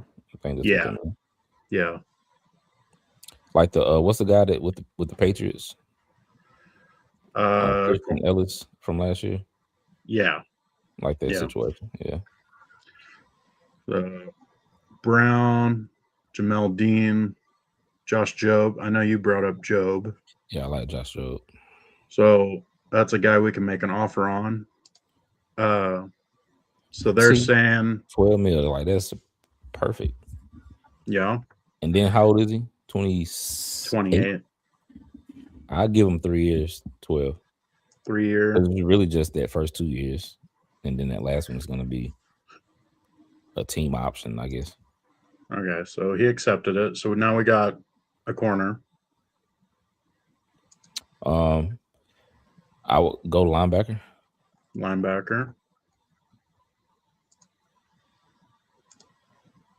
Okay. Not resigning any of our guys. No, they can all walk. Yeah, they Devin Bush is the big guy, the big name. Okay.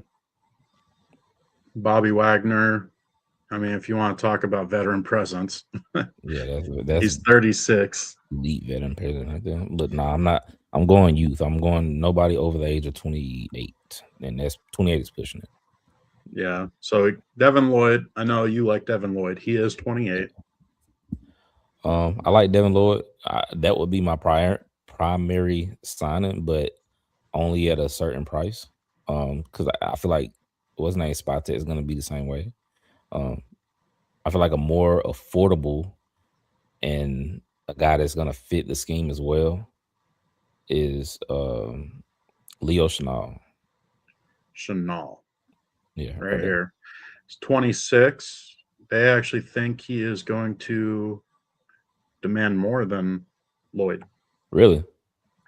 On this app, yeah. So this one's saying Lloyd is going to be in the 8.2 to 14.4 million range. Oh. They're saying, so if I click on it, they're saying the market price for him would be 10.6.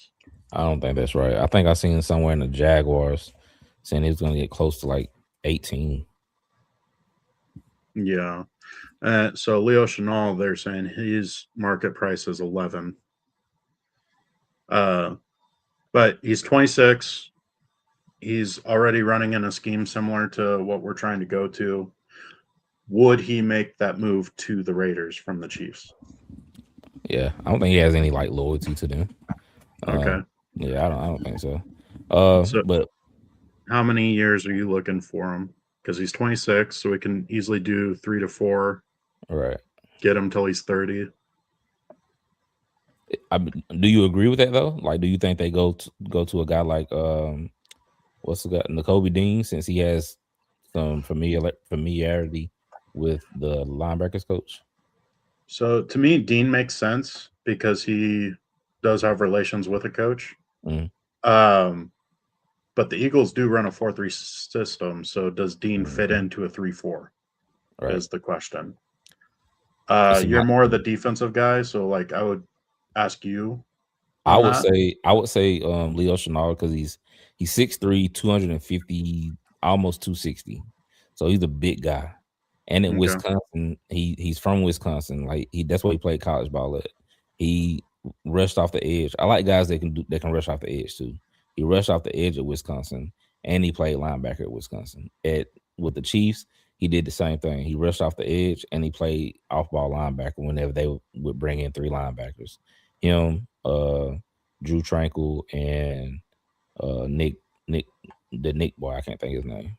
So I would go Leo Chenal. Okay. So Leo Chenal, how many years? I don't want to keep talking about. I'm a real big Leo Chenal fan. He produced in Jim Schwartz, in the Steve Spagnuolo system, and he got on the field and did good. You know what I'm saying? So that says a lot to me. Yeah. And he's got a Super Bowl experience too. Right. And that's something that could bring a lot of value to our team. Especially in that 3-4 system. It's a new system for most of our team. Bringing in a guy who already can play that outside linebacker / edge role that we don't have. Like, I think that's a high value for us, and it's a drastic need. So you're making all the right points. And he's youthful. He's 26, so that's another bonus.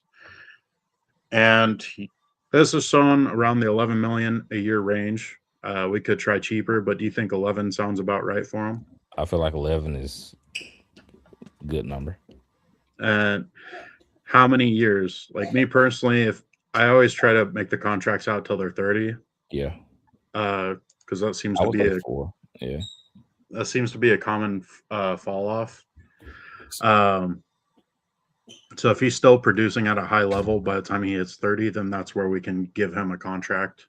Or even if he's producing decently and we don't really have anybody behind him to take his spot over after he leaves, like we can offer him a cheaper deal if he'll accept it. Yeah. But 11 mil for 4 years, he takes it. So we have an outside linebacker. Definitely thinking Max is playing that other edge role, so that position's kind of filled. And then we have Snowden as depth. Would you want to try to go for another like unknown guy that you might know? Christian with the Texans. Christian Harris. Let's do this. ARRIS. Yeah, there you go. So it's 25. So he went to school at Alabama. He was really good at Alabama. He's been under the Nico Ryans. I think Matt Burt runs the same system that we're gonna be running next year. It was just 3-4, 3-4, 4 cover 4 scheme. Right. So he has experience in the scheme. Hopefully that's what Rob Leonard runs. So I feel like that'll be a good signing at around 8 mil, maybe 9 mil over 3 years. Okay. Yeah. So this is the same market price at 8.6. He's 25. So he probably wouldn't take anything that's longer than 3 years, because if he does end up getting a starting role, like his next contract's going to be a lot bigger. Right. So that makes a lot of sense. I think when he turns 27, he's gonna be up for another, like an extension, or do whatever you're gonna do with me. Yeah. D line, or do we want to go middle linebacker now? No, I feel like Christian Harrison go line. That's your off ball linebacker. Him Okay. and Leo Chenal can play off ball linebacker too. Okay, He has so some versatility. Yeah, that's good. So then they can also play back there in the nickel defense also. right. Okay, and then we got Eichenberg, Lindenberg, and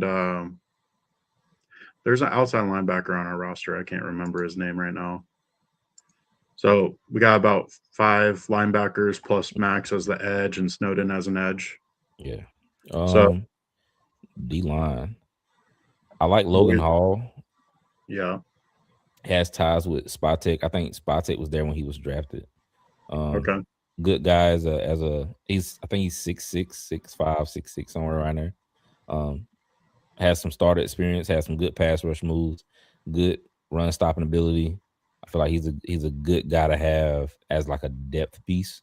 So now we're getting into our, well, not technically, but these are our depth guys. Somebody that's gonna come in for under like 7 mil, maybe closer to 5 mil, maybe. Just depends on what his market demands. Now, can Logan Hall play the nose tackle position, or is he more of that 5 technique guy? I don't think he can play nose. So my problem with signing a Logan Hall is because we pretty much already have those guys that are going to be playing that 5 technique. Okay. Like, we really need that nose tackle because we don't have a guy that can truly play that nose tackle spot consistently. So with that in mind, is there another guy that you'd be looking at?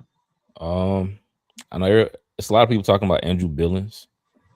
He's like the perfect nose tackle. He's like 6'2", 335 pounds. Okay. He's 31, but that doesn't necessarily matter as much on that D line. Because usually those guys can play well past 33, 34. Yeah. Yeah, because look at what's his name, Jonathan Hankins. He played until he was like 35, and I think he's still playing. Oh, Calais Campbell's 40. He's still playing. Yeah. I think Tim Settle can play in those. Settle. Did I pass him? With the Texans too. I'm trying to think. He's 29, which is fine. They can be older because Spytech is willing to sign older guys for short contracts. I don't really know many. Greg Gaines, maybe with the Bucks. He was with the Bucks. Greg Gaines. I think he played. I think he played beside. Well, the Bucks had Vita Vea, so he was really their nose tackle. But Greg Gaines was strong as hell too. Okay. I don't know. You know any guys? I do not, because my guys were mainly for the 4-3. Like, I was big on Logan Hall. Yeah, I like Logan Hall. But we don't really need a Logan Hall right now because we have a bunch of young guys that we still need to figure out if they're going to be role players or long-term guys for us. Yeah. But Billings, I think, is a safe option. He's got a lot of experience. And the our D line coach used to be with the Bears, right? Maybe. I think so. Okay. So that makes sense. Billings, 1 or 2 years. Yeah, you get him too. 5 mil. Yeah. Okay. So we have a veteran nose tackle. Okay. So we got that box checked for now. Can go edge rushers. Okay, so this is where it gets fun. Again, because I'm really gonna push for us. If I was a scout for John Spatek, I would really. I keep saying his name, Jack Kelly. I would push for drafting Jack Kelly. That would be my day 2. If I don't know how the board is set up, like what round he's projected to go in. If he's a 3rd round guy, hey, we need to get this guy in the 3rd round. If he's a 4th round guy, he should be our first 4th round pick, Jack Kelly.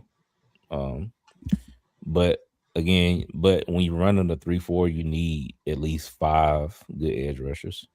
Yeah. So now the interesting thing with the 3-4 is your edge rushers are usually like considered the outside linebacker, right? Mhm. And sometimes, depending on your packages, they can also be that 5 technique defensive tackle. Yeah, now Khalil Mack, he can play that outside. He's Yeah. 35. No, I'm not Do we bringing him. want to bring him back? I'm I on the don't. position I and don't. no. Yeah. Yeah, so we can move past that. Bengals play a 4-3 system, right? I don't remember. They went from that Lou Anarumo, who is a 4-3 guy, to I don't know what they did last year. That defense was terrible last year. Yeah. Kwity Paye, Colts defense was okay. Yeah, that was all right. They had Matt Eberflus. He was a 4-3 guy. Okay. I think Kwity Paye's he's a big edge guy. So yeah, no. Dafe Owe. He did a 3-4, but I think Okay. he's gonna demand some money. Yeah, this is saying about 14 mil. I think he goes back to Baltimore with Jason Mitchell. That would make a lot of sense. Edge, there's a lot of older guys. But also, do we need to pick up an edge in free agency? Because we have Crosby, we have Snowden. We brought back Kuntz. Yeah, if you bring back Kuntz, I think you go to the draft and see who is there for us. Kuntz is your joker. If you can bring back Kuntz, you don't need to get a guy. Yeah. Another interesting name for me is Boye Mafe. Yeah. Sam Williams too. But I feel like if you bring back Kuntz, I don't think you go and get Mafe. That's similar, right? Yeah, they're playing a similar role. They're smaller edge guys that play that outside linebacker, pass rusher. So I don't think we really need to force an edge here. Yeah. I think we can go into the draft and keep an eye on it. Moving on to the offensive line. The news today was that Linderbaum was going to get a $30+ million contract per year. So he's going to get left tackle money.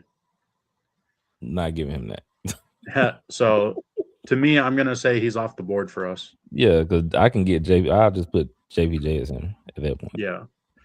And then also going off of the news that they think that our tackles are strong, I do not think we're forcing for a offensive tackle in free agency. If anything, like personally, I would like Josh Jones. I like that. Who can kind of play anywhere on the offensive line. He played really well at right tackle last year for the Seahawks when they needed it. So he can step up and fill any position if somebody gets hurt. I think he'd be a great bring over. Got veteran presence, played in the system already. So, like, he's comfortable in the system. Yeah, I like that. Him being 29, I could see us giving him a 2-year, maybe a 3-year, but I think 2 years more like Spytek. And then him being 3.3, I'd give that to him easily. I could even see us paying him a little bit more. So I think he would be a safe pick to bring over. So I'm going to go ahead and sign that. With them liking our tackles and Parham being a free agent, are we making a push to bring Parham back? So I mean, obviously we can't do this because we can't like simulate like a week or whatever or days. So, but I would let them test the market and then try to match. Yeah, have a conversation with them. Do you want to be here? Do you want to be here for this? You know what I'm saying? This is our plans. Blah blah blah. How much are you getting on the market? Are you getting this? Okay, that's fair. I feel like we can match that. You know what I'm saying? You already have camaraderie with the people that's in the building. You know the building. We know you. We know what you're about. We know your family. You don't have to learn a new city. We don't have state taxes. You know what I'm saying? So we can match that and continue to build with this. I wouldn't be opposed to bringing back Dylan Parham, especially since we're going to a zone scheme and he can play center. Yeah.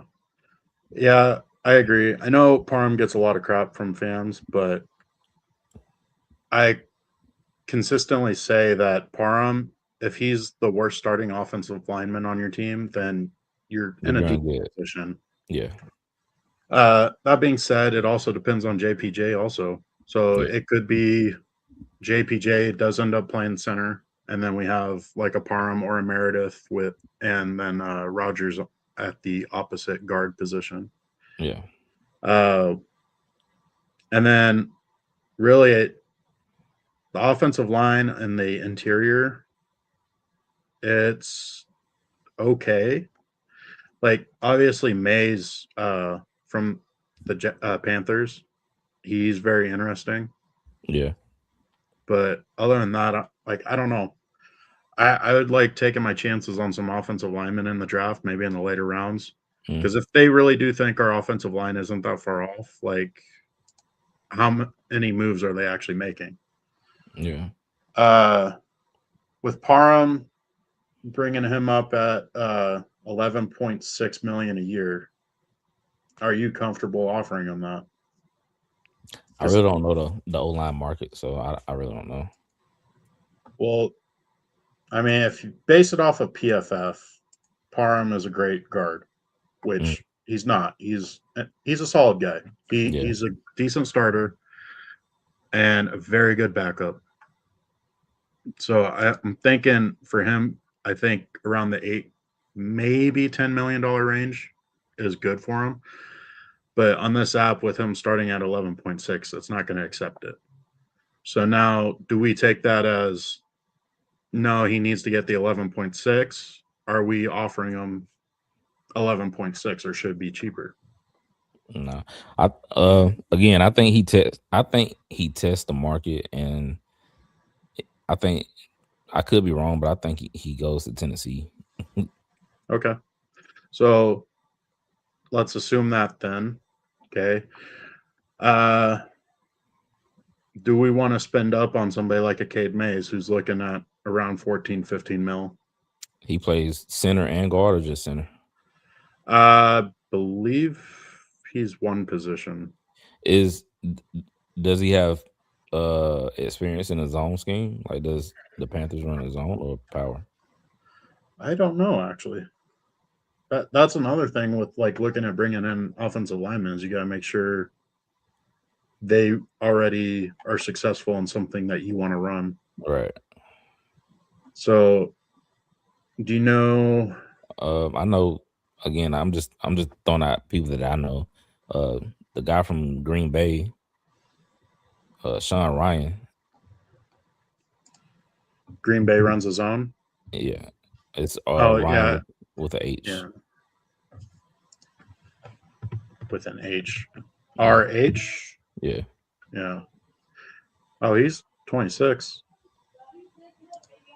And he has experience. Oh wow, what is that? What did you just do? I clicked on the name and then this popped up. Oh, so I think it's contract comparisons. Okay, but he has experience at literally all 5 positions. Left tackle, left guard, center, right guard, and right tackle. Okay, that makes a lot of sense then to try to bring him in. And what's his name? LaFleur runs that Shanahan, Kubiak, Sean McVay system. So yeah, but OG Shanahan system, right? Yeah. So Josh Jones. So Sean Ryan makes a lot of sense. Are you paying $11 million for him? I would. Okay. I would pay him that and make. Yeah, I would pay him that for sure. Him being 26, are you giving him 2 years, or are you going to try to push it for more? I'm giving him 4 years. Okay. Yeah, I'm telling him that I believe in you. You're going to be our left guard for the next whatever, or our right guard for the next whatever. Just to get him in the door. Yep. And then what the coaches do, the coaches do. Yep. Okay, so we're at 31.6 million left. So our money is getting drained. Mm-hmm. But we're picking up a lot of very needed help. Tight ends, I don't think we go after anybody. Yeah, I don't think so either. The only way I could is the only guy that I could think of is Bradley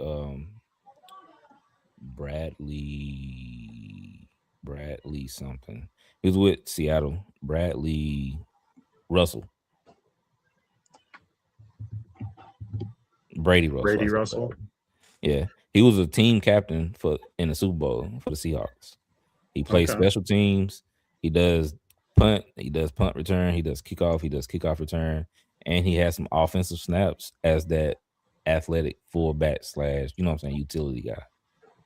So that's the only guy I could think that Kubiak would bring in, because he, like I said, he was a captain for the Super Bowl, and he had significant snaps everywhere. Okay.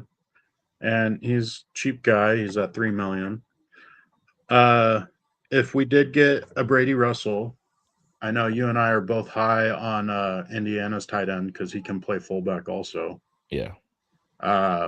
Does that change your mind on trying to draft somebody like that? Yeah. Yeah, so it depends on what you want. Do you want a young guy that you can develop yourself and teach your own, like what's his name, Noah Kowski, or do you want to just bring in a guy that already knows the NFL and knows your system? Yeah. I mean, but that being said, is like bringing in a utility guy, he's also going to be a special teamer. Oh, yeah, for sure. Brady Russell would also be a special teamer. Can definitely use plenty of those guys because our special teams was pretty rough last year. Yeah. But I think that was mostly on coaching. It takes Mayer off of special teams, possibly. Which is big, which is really big. Which is how he got hurt last year, is he got a concussion on a kick cover. Yeah. So if we are truly going to be utilizing 2 and 3 tight end sets, I think having an extra tight end is not bad at all. No. Let me ask you this: Do you like our current 3 and Carter Ryan and the other guy? Do you like those 2 guys? Runyon, I think, is okay, but he's hardly ever going to see the field as a legitimate receiving option.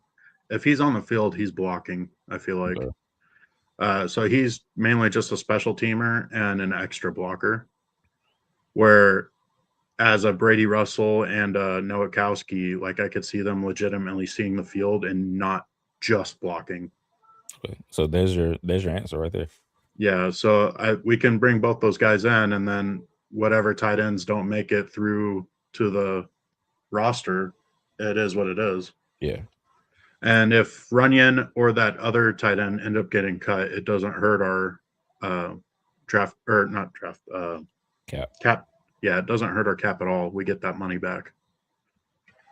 So and it's only $3 million. So yeah, I would definitely sign him.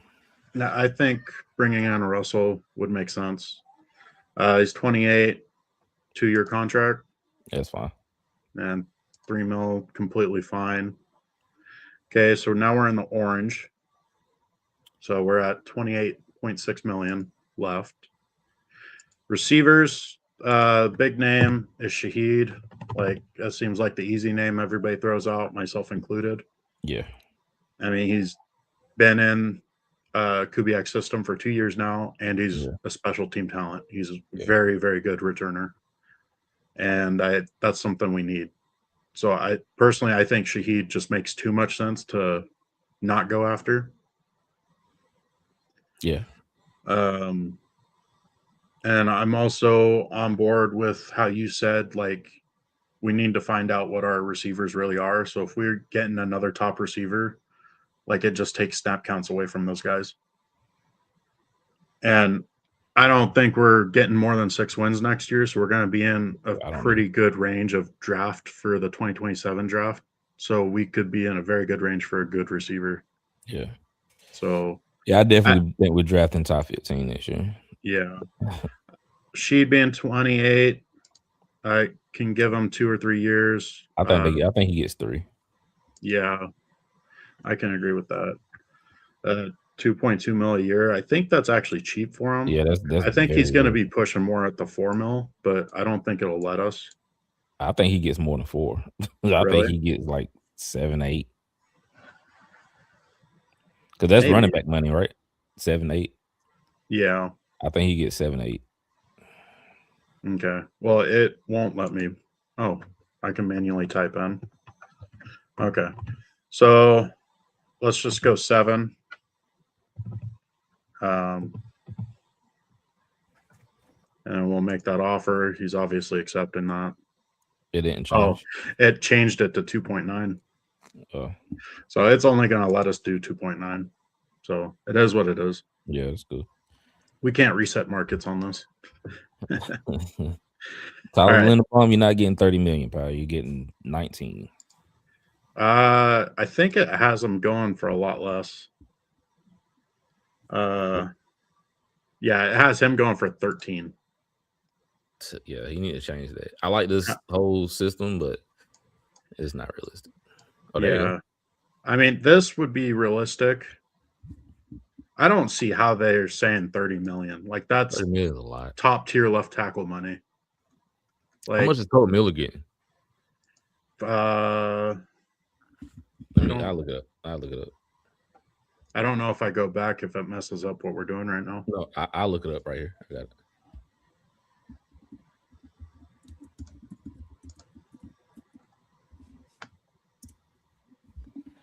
Colton Miller.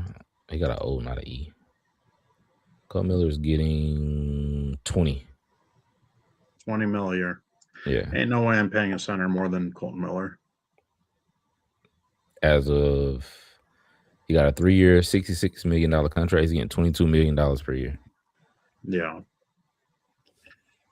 No, Linderbaum, I'm maxing out at 20. Like, yeah, I'd like him on my team, but I don't want to destroy my cap space for him. Yeah, I'm not doing that either. Running backs. Kubiak flat out said that we are not going to let Genty run the ball 100% of the time throughout the whole season. He needs at least one partner to spell him, but he also said it's more than likely going to be more than one guy. That being said, I think we can easily pick up a free agent and keep the guys we have on the roster, and that might be okay. Or we pick up a free agent and draft a guy. Yeah, I think that's right. Yeah. So, me personally, I'm all on board on trying to get Tyler Algier. I think he's very, very solid running back, and he can be a legitimate starter for us if Genty goes down. Yeah. I think he just serves that number 2 running back role perfectly for us. I like that. Were there any other guys that you would like to try to look at, like maybe a Kenneth Gainwell? So I like to. I would. My first choice, my first option would be Tyler Algier too. Okay. But 2 guys that I think that if he goes, you know what I'm saying, if he decides to go somewhere else, Kenneth Gainwell and Sean Tucker would be the other 2 guys that I think they go after. Okay. I didn't know he was a first right refusal. I didn't know that. I thought he was older than 25. Feel like Tucker's been in the league for a while. But he might be 26. Yeah. Is there anybody from? So there's Kenneth Walker. There's no way we're going after him. He's going to get top running back. George Holani is a free agent, but he's a restricted free agent. Keaton Mitchell is interesting. I like Keaton Mitchell. He's small. He broke his leg 2 years in a row, didn't he? Did he? I think he did something with his legs like 2 years in a row. What the hell do the Ravens feed their running backs? Yeah.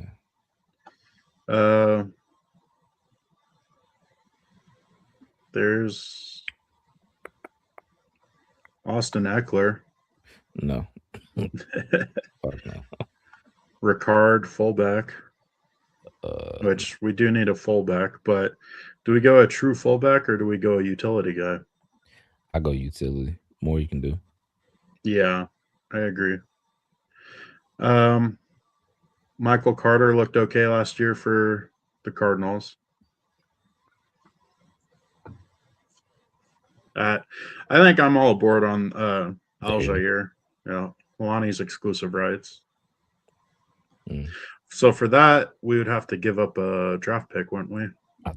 Exclusive rights. Yeah, I think that's the tender. Yeah. Okay. Like they put like a 3rd round tender on them. Yeah. But yeah, I'm all board on bringing in Aljair. And I think you said he was your first choice also. Yeah. So I think that's just the safe guy to give him a 3-year contract, $3 million a year. Sounds great. Do we want to try to bring in another running back? Or are we I get a gonna draft. try to get a draft? Yeah. Okay. Because Dylan Lobby is still on the contract, right? He's not a free agent.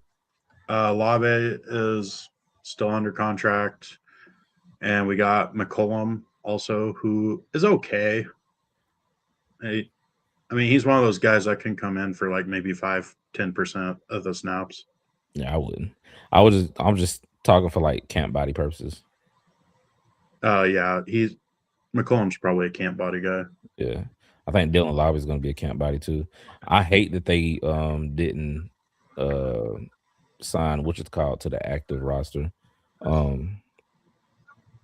The kid from Tulsa. He played under AP. He did real good. Oh, yeah, but then he got hurt, right? Yeah. I really like him. That was his thing, is he kept getting hurt every year. Yeah. I think he would have been good in his own scheme, but yeah, it is what it is. Okay, quarterback. They've said they've wanted a vet. They said that they don't want the rookie quarterback to start unless he just flat out 100% beats out the other guys. I don't think this is going to have Kirk Cousins on it, because I know Kirk Cousins is the big name for us because he has played with Kubiak. Me personally, I'm fine with it being AOC. Yeah, that's fine. And then drafting somebody or just getting 2 vets? I mean, we could go somebody like a Carson Wentz. Okay. But I don't really. Bridgewater's interesting, but he went from coaching high school, getting in trouble, getting onto the Bucks randomly.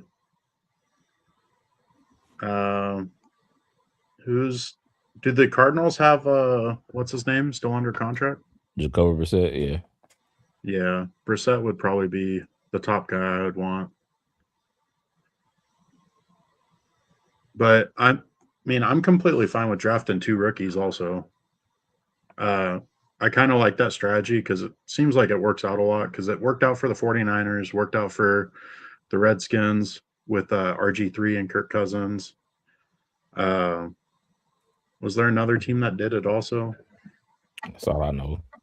Yeah, but those were the big 2 where they drafted 2 quarterbacks on the same draft and it ended up working great for them.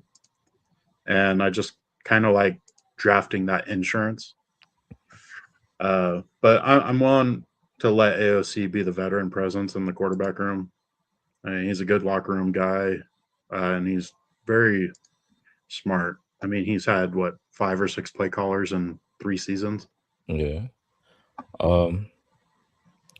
Go to the safety, and this will be my last signing.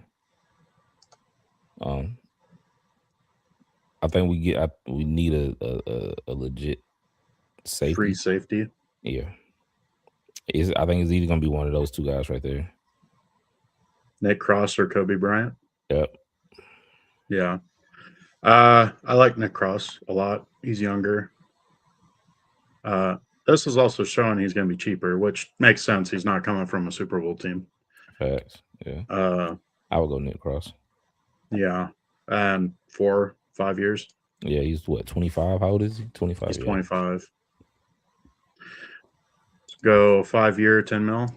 That's fine with me. I know you got to keep like $10 million for the rookies. Realistically. Well, there's also going to end up being cap casualty guys. Oh yeah, true. But yeah, so that's our free agency. Filled in a lot of holes with not necessarily the biggest names, but good good football players. That's what you want. Yeah, and that's what we need to fill in the. And how fast do we want this draft to go? Do we want to go kind of slow so we can kind of see what this is saying players are going to go? Oh, it's up to you. I'm good. Okay, I think slow so we can kind of talk while it's moving. Yeah. Kind of see like weird picks that we think is like strange or kind of surprise us. But yeah, we're gonna do the full draft. Let it go. I mean, are we even gonna talk about the first pick? No. Yeah. Not at all. So let's see. How do we start this? The plus sign start. Oh, start. There we go. Okay. So we got a trade offer. Get the number 3 pick and a future pick. Nope. See you later. I'm good on that. Fernando Mendoza, easy pick. Arvell Reese, Cornell Tate. A lot of Ohio State earlier, which, I mean, makes sense. Sonny Styles at 15. Caleb Lomu at 23. I think that's kind of high for him. Lomu? Yeah, Lomu. Caleb Banks, guy I really like, but he has foot injury issues, which is why I personally wouldn't draft him, especially with a big guy. Like, can you reliably count on a big guy like that who has foot issues already? Yeah. That's a Yao Ming issue. Why Yao Ming getting last? And Arizona State's Max, so I'm not going to say his last name. We're both big on him for tackle. And especially after his combine numbers, like, he can move. Yeah. I did not expect him to be able to move that well. Yeah, he looked good. I know Mesidor, he's a big name for a lot of Raider fans also. Put him at that edge opposite Max. He's 25, yeah, right? he's 25. Okay. So he's a little older, but he's got a lot of experience, but he's also got a long injury history. And then I know I'm big on Emmanuel McNeil Warren. I think you are too, right? Yeah, I like that. Yeah. Yeah. He's possibly the next great safety other than Downs. Like, the guy is very, very athletic and plays the ball really well. Yeah. He's very with the players. Yeah. Players left. We got Lee Hunter. Or first, who are you going BPA, or are you looking for a specific position group? See, that's the thing, right? The position with to me, Lee Hunter isn't BPA right there. To me, BPA is Dylan Thieneman. Dylan Thieneman will probably go in the first round. Yeah, he's probably going in the first round. Because safety's not as valued as other positions. So like him going in the second round kind of makes sense to me. And then he plays that up on the draft. Who did the Vikings draft? The Vikings. Oh, they picking that high? I didn't know it was picking that high. Oh, did they might have traded out. Okay. So they traded up for Jermod McCoy. They traded up for him. Okay. Yeah. So then the Chiefs selected Peter Woods. All right. Which that kind of makes sense because they're replacing what's his name? Their current D tackle, Jones. Christian Jones. Yeah. Because he's older. He's 31, 32, something like that. Yeah. But I think I don't know, for some reason I just have a feeling that Dylan Thieneman is going in the first round to the Vikings because Harrison Smith is retiring. And that's a perfect, I know they keep saying that, but I was already thinking it. But he's a perfect replacement for Harrison Smith. He does everything that Harrison Smith does, but he's a better athlete. Like, he's faster than Harrison Smith. He's not as smart as Harrison Smith. Harrison Smith was smart as hell coming out of Notre Dame. But But Dylan Thiemann played at Purdue, right? And Purdue, when he played there, they had a really good defense, right? Their DB coach was really good. I thought he played at Indiana. He played at Purdue. Okay. Yeah. But what else? Omar Cooper Jr. possibly, but that's if we're going receiver. I don't think we go receiver personally. I don't think so either. I think we're gonna go heavy defense in the draft. Yeah. So I think they either go, if Lee Hunter's there, I think they go Lee Hunter or a corner. Yeah. So who are the cornerbacks? So Chris Johnson's available. I'm big on him. Pons is really good. He's just small, but he's so athletically gifted that he makes up for his size. Yeah. And then I think the other one worth talking about is Keith Abney. Yeah. I'm gonna tell you, I haven't said this, but I do not like Davison Igbinosun. If Davison Igbinosun is on the Raiders roster next year, it's gonna piss me off. He's gonna make me mad. He's worse than Eric Stokes. Yeah. He doesn't tackle. He's just a, I don't know. I don't want to get into much about it, but yeah, I'm not a fan of him. Well, Pons definitely tackles. Yeah. But with his size, is he going to be forced into a nickel role when he plays so well outside? I don't know. I'm all about football players. I like Pons as a football player. I would pick Pons.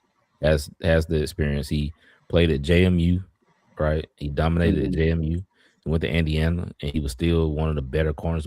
I was talking about D'Angelo Pons last year as a true junior. So the transition from JMU to Indiana wasn't really that big, and he played against Jeremiah Smith. He held his own against Jeremiah Smith. He held his own against the dude from Washington. So I have no problem with picking Pons.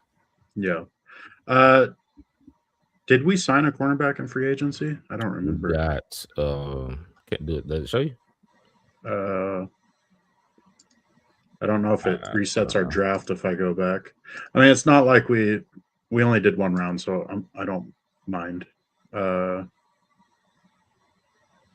still didn't show you. No. Click on the little the three lines, like the settings lines at the top right. Top right depth chart. Defense. Josh Jobe. Yeah, we got Josh Jobe. So we definitely need a cornerback or two in the draft. Yeah. Okay, so it might. Yeah. So we'll go real quick. I wonder if it changes it. Oh, it did change it. So we might have a different selection now. So we definitely need a cornerback. Also know that Rodriguez is most likely going in the second round. Okay. That's a little case he considers, Yeah. I mean, Rodriguez probably isn't going in the top half of the second round. So there is the option to trade back also. This has him at 55, which I think is a decent range for him. I think he might actually be around 50, but I mean, that's not a big jump. We got trade offers. So we give up 36 for the 48 and 79. That's pretty decent trade. Green Bay gives us 52 and 84. It's a little bit worse. And then Miami is offering the 43 and the 75. So if we accepted a trade, it'd probably be the Miami one because that's just flat out the best one. Yeah. Are you taking that trade or are you taking – I think we're looking at corner, right? Right. I would go down 7 spots because right now I'm trying to decide between Chris Johnson and D'Angelo Pons. So we're at 36. So 1, 2, 3, 4, 5, 6. So Miami is at 43. So this says the Giants, Houston, Cleveland, Kansas City. This is showing everybody needs a cornerback. So do 3 cornerbacks one of the three that we like make it down to 43 if we're going cornerback. I think they make it because go to see, yeah, because I think New York goes KC Concepcion. I think Houston probably go Lee Hunter. Did New York take a? They took Caleb Downs, so they already took a DB. I think we'll be all right. Okay, so do we want to trade back? Yeah. Okay. Because the other option for us would be Lee Hunter, but we did bring in a vet nose tackle, so it worked out perfect. Yeah. So it works out. So there's still Chris Johnson and Pons there. At this point, it's your choice whether you want Chris Johnson or D'Angelo Pons. Well, with the trades available, I don't think I'm taking any of them because I want picks for this year, and I don't want to fall back to the 60. So I'm saying no to all these draft trades. Chris Johnson, I like a lot, but Pons has played at better competition and showed that he can play against bigger receivers because he absolutely owned Ohio State. They did get a couple receptions on him, but like none of them were game changing or anything. Like they're just little out routes. Yeah, the only one that beat him was Jeremiah Smith, and it wasn't even for a bad. It wasn't even bad. Yeah, he made up for it. So I don't know. It may be Indiana bias, but I think I'm going Pons here because, like you said, we like great football players, and maybe he is able to play that nickel position, which could be big. I don't know. But he can tackle. He definitely tackles. Chris Johnson's okay at tackling. So I think we're taking Pons at 43. Indiana back to back. Yeah. Rodriguez gone. Mm-hmm. Yeah, I kind of saw that coming. We should have traded up. We should have paused it and traded up. Yeah. I mean, we could just redo it right now, but we're not going to get that same trade back. Yeah. Too little, too late. But Dunker. Hey, that would have been perfect. Just take so Dunker. What we got right now? We got Colt Miller, Sean Ryan, JPJ. I'm taking Janice Dunker and I'm making him compete with DJ Glaze for the right tackle spot. Okay. Even though Dunker plays left tackle? He's good enough to compete at right tackle. Okay. He played right tackle he played right tackle in the Senior Bowl. Oh, did he? Yeah. Okay. Yeah. I think Dunker's the easy choice. I just want to talk about Jacoby Lane. Okay. He's got, I'm going to just say attitude issues, which does not fit the draft profile of what SpyTech says because he preaches over and over again that he wants good personality people. Mm-hmm. Jacoby Lane is not that based off of his antics when it comes to practice, meetings, all that. Like he does his own thing at practice. He's late to meetings constantly. He misses practice. Like these are the reports. But extremely smooth route runner, great hands, really big body. Like he legitimately could be a very, very great receiver in the NFL. Yeah. But comes with the tag of prima donna. Does that matter as much when you're building your roster full of great-minded people? Can you bring in somebody like that? Not right now. Not at this stage. Not while we're building. Not at this stage. You have to already be established. Like the Seahawks could probably bring him in, but not the Raiders right now. Okay. But yeah, Gennings Dunker, easy pick. 67. Yeah, we missed out on Rodriguez, but it worked out. Now we're picking again already because the trade back. Interesting pick right here is Dominic Orange. Yeah, I watched Tape Don't Lie, and Marcus was at the what's it called? NFL Combine, and he said that Dominique Orange was very cocky when it came to the interviews. They asked him what he needed to work on, and he said nothing. Okay. I don't need to See you, work on bye. anything. Don't need to look at you then. Yeah, so that's not gonna fly. So Romello Heights there. To the edge. I feel like again Jack Kelly, man. I'm all about Jack Kelly. I'm getting Jack Kelly later. Where is Kelly ranked? 238. He's better than that. I don't care what this thing say. Okay, so we'll look at him in the 4th or 5th round to take. Just keep reminding me. Dante Lawson, are you? Wait, I like Deontay. I like Deontay. I would go corner again. I would go Malik Muhammad. Or Keontae Scott. Just depends. If you plan on having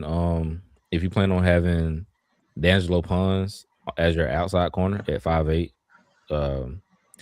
I would go. Man, where you go? I hit cornerback and he disappeared. They have Scott as a safety. Oh wow, that's interesting. Yeah. But he's the best. He's the best nickel corner in this draft class. He's smart. He's a 5-year guy. He's been in college for 5 years, and I like that. Believe it or not, with defensive guys, because that means that they know what to do. They know, and he made money in college, so you ain't got to worry about certain things. He's been in a couple of systems. I like my defensive guys to be a little older. That's just a preference of mine. Logan Jones is still available. Very good center.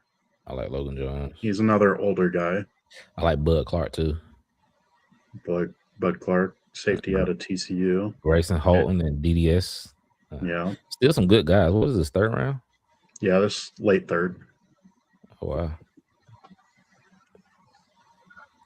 I'm going to let you pick I picked the last one. Jake Slaughter. Interesting. He's a bigger guy, not quite as athletic, so I don't know if he would fit our system. If we were more of a power run scheme, I think I would actually take him. But us trying to switch over to that outside zone run scheme, I don't think he's the right guy to take. And then also the other question is JPJ our center or not?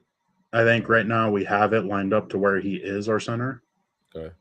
Do we need to think about getting somebody else to go behind him because you can't rely on his health? To answer that, we have Sean Ryan. Sean Ryan would be your backup center, and we did retain Jordan Meredith too. So you got 2 backup centers. Yeah. Even though I don't like Jordan Meredith at center, he's still a quality. If we have to, we can. Right. Yeah. So that being said, I mean, we're thin at corner. We need all the help in the world there. And then Keontae Scott fills a need, and he can tackle. Yeah. I think he's an easy choice right now. Logan Jones probably would have been my next option, but I mean, you talked me out of it just because the depth we ended up getting in free agency. Okay. Okay, what was that? 4th round, 102, just outside the top 100. Malachi Lawrence is an interesting edge. Kalen Rutledge. That is interesting. One of the guys we're high on at guard. Yeah. And Sam Hecht, another center. Another center. Yeah. Mike Washington, the running back you like. There we go. Dante Corleone. I like Dante Corleone too. Yeah. The Don. Yeah. You look at his tape. I think he started as a freshman? I think he started as a freshman.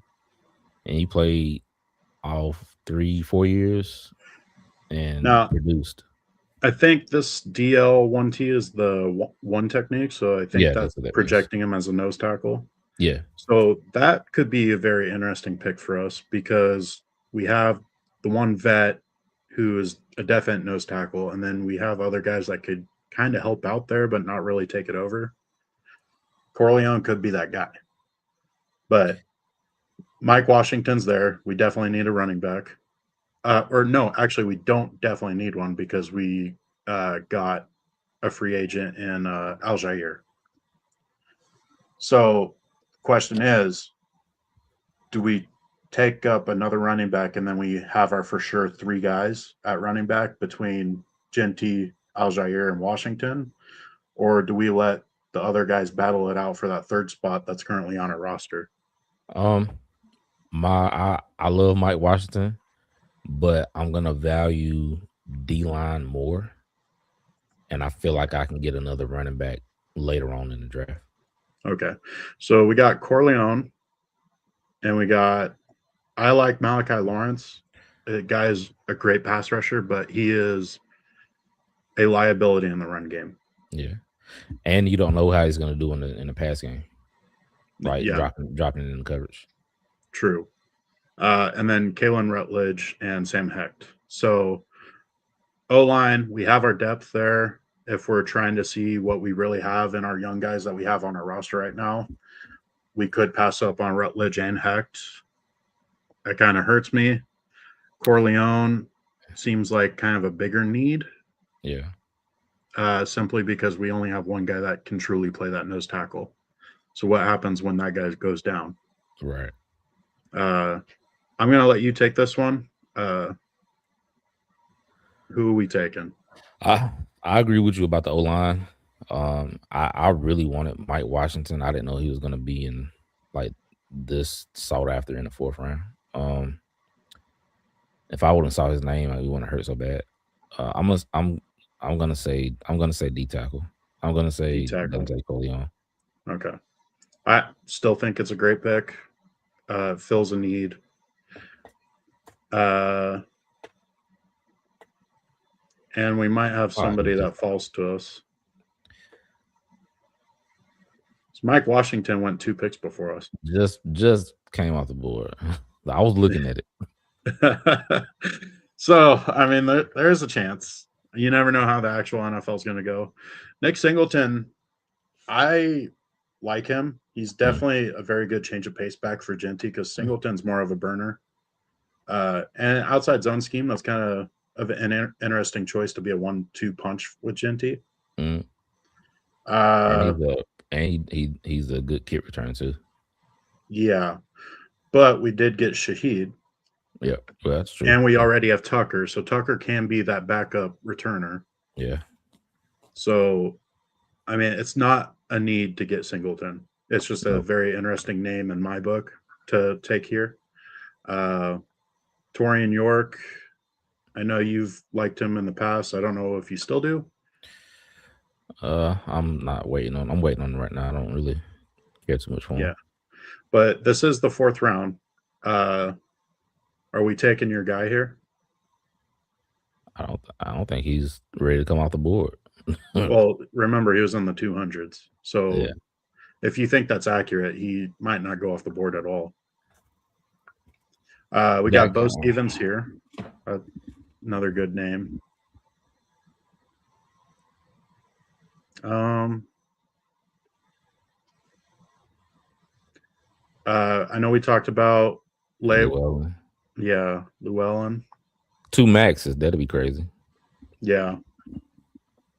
I'm a fan of Trey Zune. I like Trey. I don't know if he'd go this early, though. I think we could wait around for him. But if we're going after that linebacker you really like, and Trey Zune's the guy for us, like, we could trade back possibly, but we didn't get any offers this time. So we'd have to create our own. I think it'd be more realistic to trade up instead of trading back so much. You think so? We already had 10. Now we have 11 draft picks. Well, we also have a lot of holes. So it could be under that belief that bring in as many players as we can to compete. Yeah. But, I mean, you and I consistently say that we need the blue chip players. So, like, us trading back isn't going to bring us in those blue chippers. I think what's this? This is the 4th round. Pick 160. It's still not Jack Kelly time. I think Jack Kelly goes around 150. ish, Okay. hopefully. So at this point, we got 2 corners. We got a D tackle. We got quarterback, obviously. We got right there you go. Go to your picks, top right. Yeah. So we got Pons, Dunker, Scott, and Corleone. So we got outside corner, nickel corner, offensive tackle, and Hey, nose we really, tackle. hey, we doing good. Yeah. I'm liking this. Yeah. We can give offensive line help with Bo Stevens, very good guard, All-American. Compete with Rogers or that left guard position. Even though I we like it. did bring in free agents, I think Bo Stevens is a good pick to really shore up the offensive line. I will go that. Go ahead. I will back to back, not back to back. Will Lee is another interesting name. I feel like he Yeah. could be a good corner in the NFL. Yeah. Maybe not his first. He needs a little bit of work, but yeah. All right. So 134, and then we have a 174. So you said 150 range for Kelly. Yeah. Would you take him now at 134? Or would you wait for him at 174? I would probably get what I need round now, and then I got those 2/5. I would trade back up Okay. and get Jack Kelly. So Max right here, we mentioned earlier. I think Max might be a good option right here. Okay. If you go Max, I don't think you get Jack. Because it's similar. Well, Max is different. Max is bigger. I think he yeah. could be playing that more of that 5 technique role. Yeah. Yeah, he's a bigger guy. He's like a AJ Epinesa type. He went to Iowa too. Are you loving these Iowa guys? They're coached right, man. Like for depth guys, like Iowa and Iowa State are very, very safe players to get because they're just coached right. 134 round range. This might be a little high for him because we're gonna have to. Nowakowski could also be looked at here. Utility, tight end. He can play fullback. Like he can do everything on the football field. He's going to be on special teams. Like I wouldn't hate it. And there's also Takario Davis, which we already took 2 corners and we got a free agent corner. What do you think about safety though? Would you be comfortable starting Nick Cross and Polamalu at safety?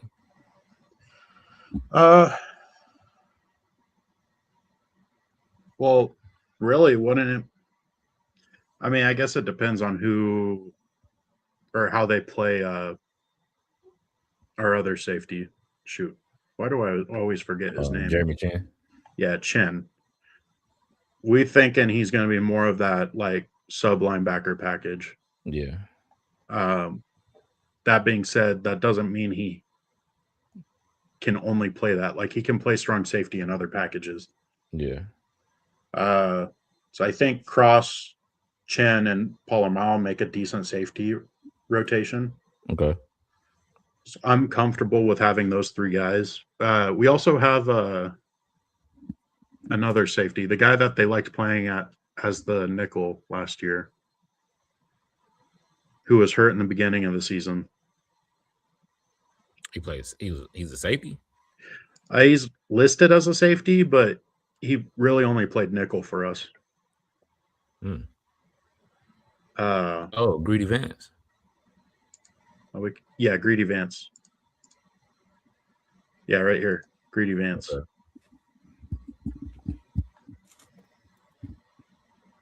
Oh, so I can pull this up. So we can go.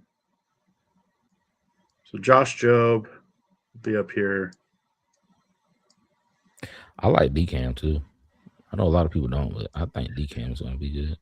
Yeah, I think DCAM could be good. Problem is with him is injuries, and last year. Like, I mean, he was hurt last year, but he didn't get a shot at all last year. but this is probably what we're looking at now. Yeah, I think Keontae Scott beats Greedy Vance. Nickel. Oh, yep, yeah. Nick Cross starts. So we're 3-4. That's 4-3. Yeah. There we go. Yeah. So we got Leo Chenal, Christian Harris. I don't know why Eichenberg's up there twice. Change I don't know Malcolm what- Kuntz and Max Crosby to the D ends. Put Leo and Christian at the inside linebackers. Oh, okay. I see. Yeah.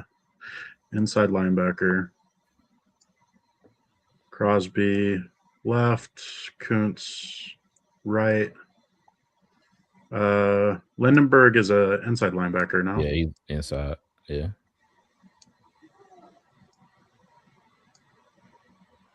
Jamin Davis He's outside. inside.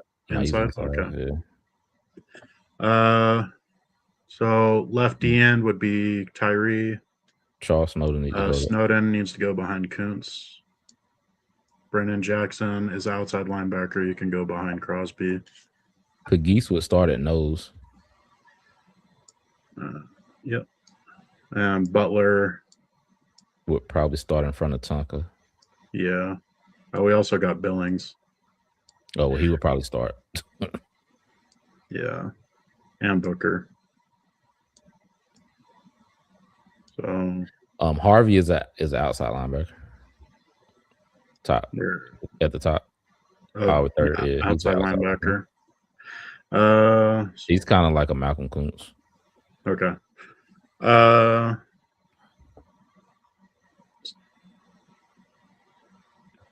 Billings is going to go up front. I don't know why Tossi's on the defensive side because don't they have him as a guard? As a guard, yeah. Yeah. Put him at the top at 3. Just see if somebody behind him. Corleone, who we drafted. Okay. I like Traven May too. So we don't need no more D line. We good on D line. Yeah, we got a lot of depth there. But Corleone's probably going to go behind Pegues. Yeah. I forgot So- we got Andrew Billings. I didn't even think of that. But 3-4, if Tossi was going to play, he would be a nose tackle on the 3-4. Yeah, you like 6'6", 360, right? Yeah, he's a big boy. But it's probably what we're looking at right now. And this is probably biased with me, but I don't think that's bad. I don't think that looks bad at all. Yeah, I don't either. I mean, we brought in a bunch of starters. Billings, vet presence, nose tackle. Who knows? Maybe Pegues or Corleone could. I don't think Corleone would, but maybe they could beat him out. All right, so D line, we're done. Yeah, no more D line. Edge would be Kelly for that outside linebacker. What about because we didn't have anything at inside linebacker, right? We didn't have any outside of Eichenberg and the two Harris, guys we brought in. Chanel, Eichenberg, Lindenberg, Jamin Davis. That's really it. I'm not really counting on Jamin Davis or Yeah, Lindenberg. no, Eichenberg and Lindenberg. That's crazy. the Bergs. The burgers. I was about to say the same thing. Yeah. So we could go a middle linebacker. Yeah. So because Max doesn't have anyone behind him, I think linebacker and outside linebacker should be the next two. I would go Lander Barton. Do you like Lander Barton? I like Lander Barton. He's gonna be your true middle linebacker. Yeah. He doesn't have a bunch of range, but he can play the run. Oh, he doesn't. He doesn't have range. He doesn't play the pass. He's not the fastest guy, Okay. but he plays hard. I mean, he's kind of fallen off my list since I was talking about him like way early in the season. Yeah. But I think he's a solid guy who can definitely bare minimum be a depth guy who can be a spot starter if somebody's hurt. Go to the linebackers. Linebackers. Aiden Fisher. There we go. Easy pick. Yeah.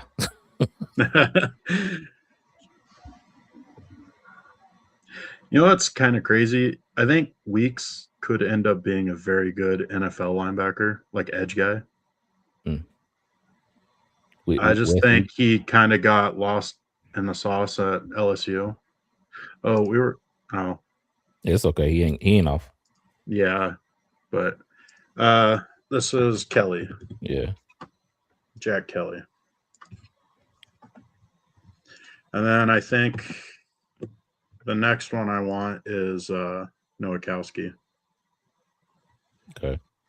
Could look at the running backs. Black is there. We still have 3 picks left. So we have 184 and the 219. Le'Veon Moss is a really good running back. He's smaller though, right? He's 5'8". So he's the same size as Black. Oh, Black is 5'8"? Yeah. The other one, Hemby, was the bigger guy. Okay. I don't know. I just thought Black seems like he plays bigger. Yeah. Oh, I can select multiple positions. Okay. I like Nowakowski a lot, and I think he fits that utility role perfectly that we were talking about. Okay. Just shits and giggles here. Looking at I like Eric Rivers. He's another guy who I think could contribute a lot on special teams. Yeah. He's kind of like Trey Tucker, right? Yeah. He's 6 foot, so he's taller than Tucker. Oh. I think Rivers is 6 foot. I might be confusing him with somebody else, but he plays similar to Tucker, where he's lightning fast. And problem is, Georgia Tech, their quarterback like to run the ball a lot. Yeah. So running back, you like Moss here? No, I'm getting Nowakowski. Nowakowski? Okay. Just to make sure, because this is probably the range where he goes. Like this is the 5th round, right? Yeah, I believe so. Yeah, I wish it would show the rounds, but yeah. I think that's like around the range that he goes. Somebody's gonna pick him up, so you might as well go ahead and get him. So this is saying we need running back, receiver, and edge. It's gonna say receiver, but we don't need receiver because we already got a plan for that. And we already got our edge guys. Kelly, Max, Kuntz, Snowden. I think going in with those 4 is good. Yeah. We can probably pick up like a vet guy later on who's gonna sign later. So yeah. So I think running back is safe here. What do you think of Adam Randall? Nah. He's okay. But you think Moss is the right guy here? It wouldn't. Those top 4 guys, actually top 5, because Noah Whittington's pretty good too. But any of those guys, I wouldn't be mad at any of them. Okay. Jamari Taylor's faster than all of them. Jamari Taylor's the fastest one out of Virginia. Yeah. Adam Randall gives you receiving ability. Kaylon Black played with. You know what you're getting with any guy from Indiana, like you talking about with Iowa. You know what you're gonna get. You don't have to worry about certain things. I like Black a lot just because he's a really tough running back and he runs hard. And problem is I don't know if he fits into the zone because I think Indiana played more of a power, didn't they? Well, that was in the shotgun, so it's really hard to tell. They did that trap and RPO. I wouldn't be opposed to it. You get him. Yeah.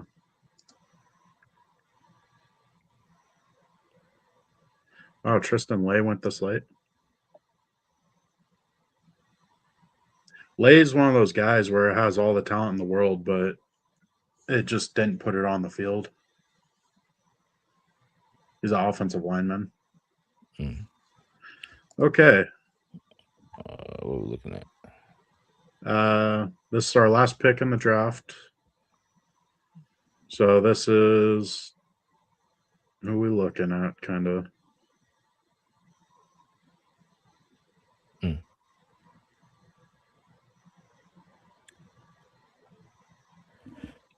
I kind of like Nwamka from Iowa. Yeah, I like him.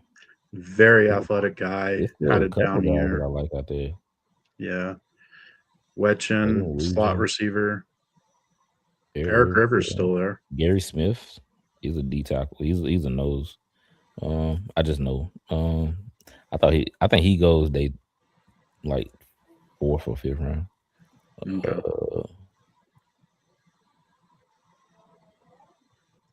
Landon Robinson, Logan Fano.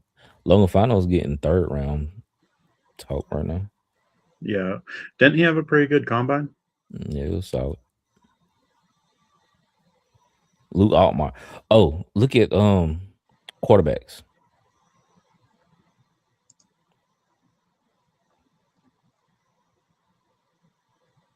My guy is Joe Fagnano. Fagnano. That's my guy out of UConn. Okay. But there are you can pick and go ahead. I was just gonna draft him. I don't mind getting 2 quarterbacks. Like this last one, like who are we really gonna get? Haynes King could be like a utility guy. Yeah, that's what I was about to say. You get a Haynes King, you're gonna use him for like strictly for like coming in on 4th and 1. You don't want Mendoza to get hurt. You're gonna get him to do a quarterback sneak or something. But yeah, because he can't throw the ball. I wonder if he can catch. But we already tried that last year with drafting Montana State quarterback. And then we cut him. But I like Fagnano. Okay. Let's do it. But I could see Kubiak going Haynes King just because he was intrigued with he can be like, okay, well, I had what's my boy with the Saints? Hill. Taysom Hill, yeah, just because we had Taysom Hill and he did whatever. So this is saying we finished with 12.7 mil, but I don't think it takes into account the rookies, so that's probably closer to like 1 mil left. Yeah. Here's where we can play with our depth chart. I mean, we could say AOC is the starter, but I mean, Fernando eventually will be. I got to move guys around so that way, because we got Aljair, Kalen Black. Is there? Okay, so that's it. So personally, Labe is going to the back of the line for me. Yeah. I like McClendon Curtis as an actual running back more than Labe. He's a guard. McClendon Curtis is a guard. You think about Chris Collier. Yeah, there we are. Collier. And then Aljair goes back. He's going to be the number 2. Black would be 3. Yeah, I like that. I hate how they hide names. So you got to move people around to. Yeah. Okay. But the way I would see the receivers would be Trey Tucker 1, Besh 2. Shaheed would probably be the 3 with Thornton directly behind him. I would put Shedrick Jackson up where Philip Dorsett said. I like Shedrick Jackson. Yeah, he played well for us. I mean, he had that one great play, but I mean, I feel like he'd be really good as a gunner on special teams. Yeah. Dorsett and Brendan Rice, I could see being casualties. Justin Shorter also. Like, I definitely think 1 or 2 of those 3 would end up being cut in actuality this year. Yeah. Tight ends, Runyon, only a special teams guy. Brady Russell. I feel like that's how it's going to be. It's going to be Brock, Mayer, Russell, Nowakowski, and then. Too bad there's not a fullback. Problem is, how do I put it while we can still show? I don't think you can. Yeah. Put Put Nowakowski as a third wide receiver in the third spot. Yeah, right there. Yeah. Like that, I guess. Yeah. So yeah, that works. Then we're saying bring Dunker over to the right tackle. He's gonna take that spot. That's his job. I'm just doing it this way. That way it kicks out that extra glaze. Yeah. Put that Joshua Miles guy up at center. Cause we got where's Josh Jones? That he's behind that Delmar guy. Put Delmar up there where Philip Dorsett's at. Or right there. Yeah, it don't matter. At center. Well, we need Caleb Rogers to show. Layden Robinson, he's not gonna. No. Oh, where is he? There's Meredith. We need a little like There's extra. 2 Jordan Merediths on there. Okay, so we're Jordan Meredith. We're just gonna say Dorsett gets cut. Is there 2 Caleb Rogers now? Okay, so Bo Stevens is there. So there. Okay. Put JPJ at starting center. See what they do with JPJ. There you go. Where's Josh Jones? Okay, so I think it ends up going like this.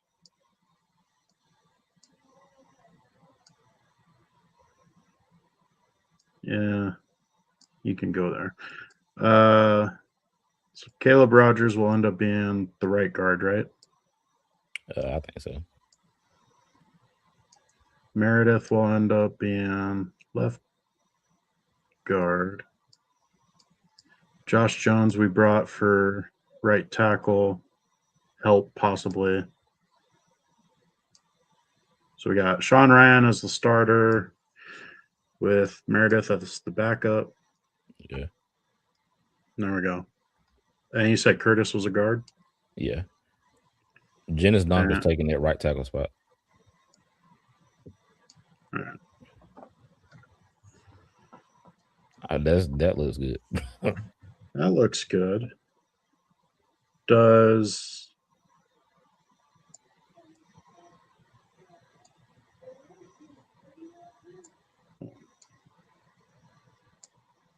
I hate how this like I have to click and like hold for a good second for this to allow me to move stuff. But Meredith there.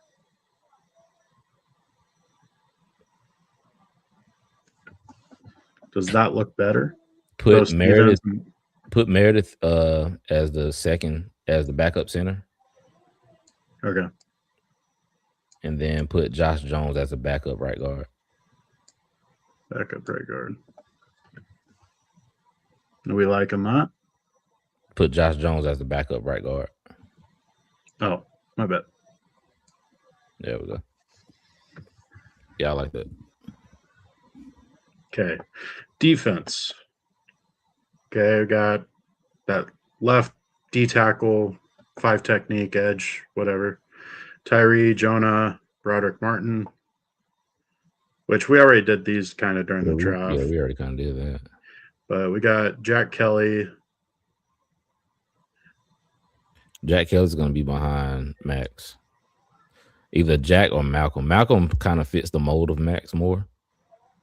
I mean, not Malcolm. I'm sorry. Charles Snowden fits the body style of Max more, with being like lean, tall, pass rusher, and then Jack Kelly probably behind Malcolm Kuntz, maybe. I don't know. Oh, so you want Snowden behind Crosby? Yeah, right where Brendan Jackson is. Yep. Switch them to yeah. And then Harvey go behind Kelly. Yeah.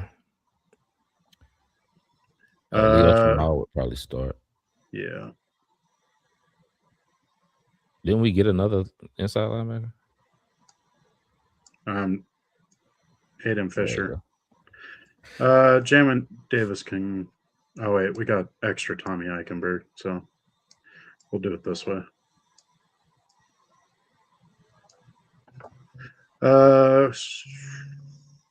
I think Fisher Porter. goes in front of Lindenberg. Yep. Porter, Pons, Kelly, Josh Jobe, DCAM. Can do it like that, so that way everybody's name shows. I like that. And Keontae Scott as the nickel. And we got Cross, Chen. Is McCollum a strong safety? I think he's a free. Okay. So there we go. Yeah, I like that. Yeah, it's Solid. not too bad.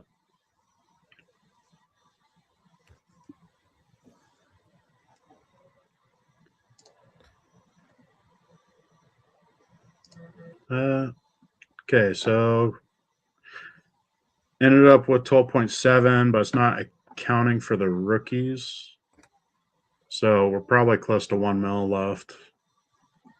We had 2 cuts. We signed 15 free agents with 11 draft picks. So, I mean, we have a full roster. I love it. Yeah. I mean, kind of forgot to pause and trade up for Rodriguez, but was a blessing in disguise because we got Gennings Dunker. Yeah, and we got Aiden Fisher, which he's like a true inside linebacker. Yeah, he's hella smart too. Did you see what they what was it? One of the teams, I think it was Miami, right? Called and talked to Oregon and asked them about Aiden Fisher. Yeah. And so they made a bunch of dummy calls, and then they said it didn't matter. Aiden Fisher disassembled it. Yeah. So, I mean, that shows a lot on his mind on the game. So I wouldn't be mad at all getting Fisher, especially because he's supposed to go in the later rounds, like a 4th or 5th round. Yeah. Yeah, I agree with that. Yeah, that's solid, man. I like that. I'm not opposed to that at all. Yeah. All right. Well, with that in the books, we're going to take this down, show our 2 lovely faces. You want to end it with that? Yeah, that's cool. That was solid, man. I like that. I enjoyed that. That was good. Yeah. I mean, I know it took a little long, but it's definitely fun, like actually thinking into it. Like, what do we need? What holes do we fill? Who did we get in free agency? So should we draft this guy now or draft somebody else? And I really think we did take very talented guys. Oh, yeah. Football players. What you want? Yeah. And one thing we didn't talk about is even though we have a bunch of cap space, we do have to spend at least $56 million to make sure we hit that 90% margin over 3 years on cap spending. Because we can end up, I believe we end up losing a possible draft pick or 2 if we don't hit that 90 million or 90% cap spending over the 3 years. And then also that money that we didn't spend to get to that 90% gets allocated to the whole roster. So it's basically wasted money. So it just gets spread out. Yeah. But I mean, I had fun with that. I think we're out. And have a good night, everyone. Have a good week. Be safe.